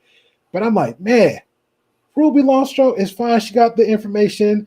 Lola Longstraw, it's like, Jesus Christ. That's why I can't do it. And I was like, Hey, all right. Great Pill. Can I poke at? I want to poke at Ruby for 1 second. Ruby, Go ahead, I'm gonna man. push She's back gonna on you poke a little back. bit. You said you're not a panderer because everybody hates you. I would argue that you pander to your haters. No, that's the thing. The thing is that no, I actually really like when people like me. It's just it comes down to like I love when Miss Ocean's like agrees with me. I'm like, yes, it makes me feel good, but it's not going to change what I'm going to say next. So like if the next thing I say, I know she's going to hate, I'm still going to say it. Right. And that's So you pandering to your haters, so you get no, more but I'm not haters. pandering to my haters. I'm just How's she saying doing what that? you see what I'm saying? Like it's like okay, here's the thing, right? That the manosphere loves what I say sometimes, and sometimes they hate my guts, and vice versa, right? Sometimes like the women's sectors love me, and sometimes they hate my guts, right? And it's just it comes down to it's because I'm not going to I don't like follow an ideology or a particular rhetoric or You know whatever. I was just joking with you, Ruby. No, I don't. Just Listen, I'm joking. autistic. I never know when anyone's joking. You have to I'm joking. clarify that in advance. You have to like literally tell me because I don't actually know. No. And then I'll long stroke it to defend myself. No, I'm kidding. I Oh yeah, know. I I will was though a just little bit. joking. I will. Yeah, that's For what I'm saying. real. That's why, like, I don't know, man. And then maybe that's just me too. So I'm like, man, it'd be a lot going on. It's God's way of teaching you patience. That's all. Oh, it is. Trust me. My mom called me a monk, and this is from high school, my teens. Too much of patience. Actually, a scary patient too. I could be. Yeah, I do. In real life, I got a lot of patience. I would just sit there and look through you. Oh, And in then if you real say life. something crazy, Okay. yeah, I used to poke like on the other end. I like to come out there and like the bother Lola for the most part. Then I just dip and leave. It don't even be nothing special. I just poke the bear with Lola and I run, or I poke the bear somewhere else. I run. If me and Pop just happen to be in a panel together, he'll say some random slick crap, and then it's like, oh, okay, really? Then I just throw an inside joke and that's it. But that'd be pretty much it. Fellas, ladies, gentlemen, again, I cannot say how much I appreciate you guys for coming through for the conversation. I'm going to try to have this conversation because I saw something, a documentary by the name of, let me share this real quick because it's a great one. It just hit Netflix called The Program. Last time I had an interview with Miss Deanna, where we was talking about, I actually reacted to her conversation of her sharing her story about narcissistic foster parents that controlled her since she was born, from 1 year old. And then she ran into a husband, boyfriend, whatever, and then that just went crazy left. And she was actually graced the Great Pill podcast with her presence, where she came on. We had a one-on-one interview. You definitely could check that out. I'm just going to keep promoting that as much as I can because I thought that was like another best conversation. I had an interview with this young lady, very positive, very uplifting. Her sharing her story again, actually answering some questions I had for her that I was reacting to. And we also reacted to Dr. Ramani about narcissist traits and what have you, and controlling environments that a lot of people do. It's not just relationships, it's also every level. And for some reason, everything just kept popping up down the pipeline, like this on Netflix, a program kids, because again, the black, everybody want to speak these black and whites of everything, right? People talking the black communities, always the black women, it's always the black community, right? You got white folks over here, and most importantly, just the kids. Schools, thousands of children in these schools, over $70,000 per month paid for. And these kids is pretty much controlled, ruled by fear and intimidation the whole time. They're years, and these schools are planted everywhere: New York, Texas, Mexico, all over, where these parents just say, hey, I got troubled kids, or these networks promote these and groom these parents like, hey, you got troubled kids. It's the only way you can get them to act up right, to be obedient, to be this. This is the most scariest thing I've ever seen. Just episode 1. and a young lady that was there around her teens who actually did what, like how the Antons of the world and the other guy said, right? She was raised up by two-parent household. She was the super conservative, super Catholic, and just because she, her mom actually passed away from breast cancer. And then because she acted like out a little bit, hey, let me drink some Mike Hart Liquor's drink. Now the stepmother steps in the picture like, hey, your daughter is not acting right. Let's try to fix her. Paid for a school to come snatch this girl out from her school, handcuffed her, and put her in a school system that changed her whole life.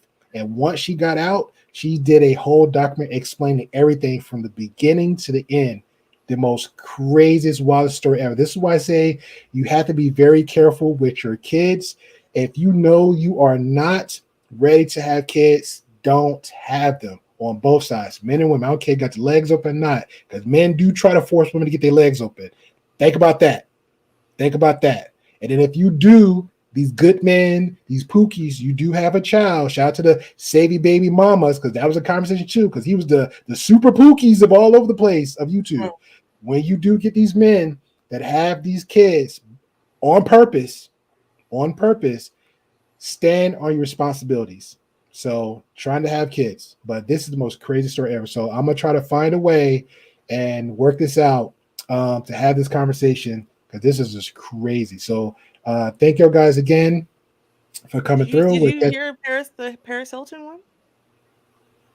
Or even Paris Hilton was also sent to actually she was sent to the same school that was it the same one? She was sent to the same one I believe that Cash Me Outside girl was. It might be a different one though, but like a bunch of actually of these like kind of rich elite I believe it, type of this, women or the ones who are from like really religious, like really right-wing kind of families are coming out now and being like, yeah, this is what I experienced. It's been a big thing. I'm surprised you didn't hear the Paris Hilton. Like she did a documentary and everything. Yeah, I Oh, heard no, about this, that. No, I didn't I hear heard about about that. her. This just popped up. All right, so There's a camp somewhere in I think Utah too, because it's all over the fly place, them man. out But in they keep right. It's an rebranding it from isolated, but they put the them in an third. isolated place. Because I Correct. know The there one was in a New big York is school in rich. New York. Yeah, the small town in New York and Ridge one is far off. So even if they left, like it's just nothing but Yeah, woods. Even if you it's hit the hard. concrete, it's somewhere else. So Yeah. I just want to give a last rest in peace for God who created the world and universe. Again, this is for the fans out there. That's Dragon Ball Z fans, just any shape or form. This guy created his whole universe, just like Stan Lee created universe that he created. So again, give this last one, and we're gonna call it a night. So again, thank you. God bless and good night. Thank you for bringing your creations to life. Thank you for the memories we shared. It will be in our hearts forever. Thank you for the last 35 years. Thank you for the laughter, the love, and the lessons you taught the fans. Thank you for being our guiding light through life's darkest moments.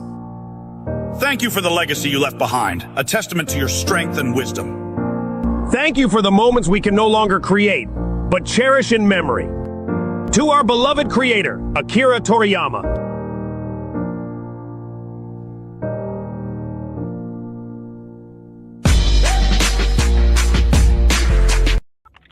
I know you're out there. I can feel you now. I know that you're afraid. You're afraid of us. You're afraid of change. I don't know the future. I didn't come here to tell you how this is going to end. I came here to tell you how it's going to begin. I'm going to hang up this phone, and then I'm going to show these people what you don't want them to see. I'm going to show them a world without you. A world without rules and controls, without borders or boundaries. A world where anything is possible. Where we go from there is a choice I leave to you.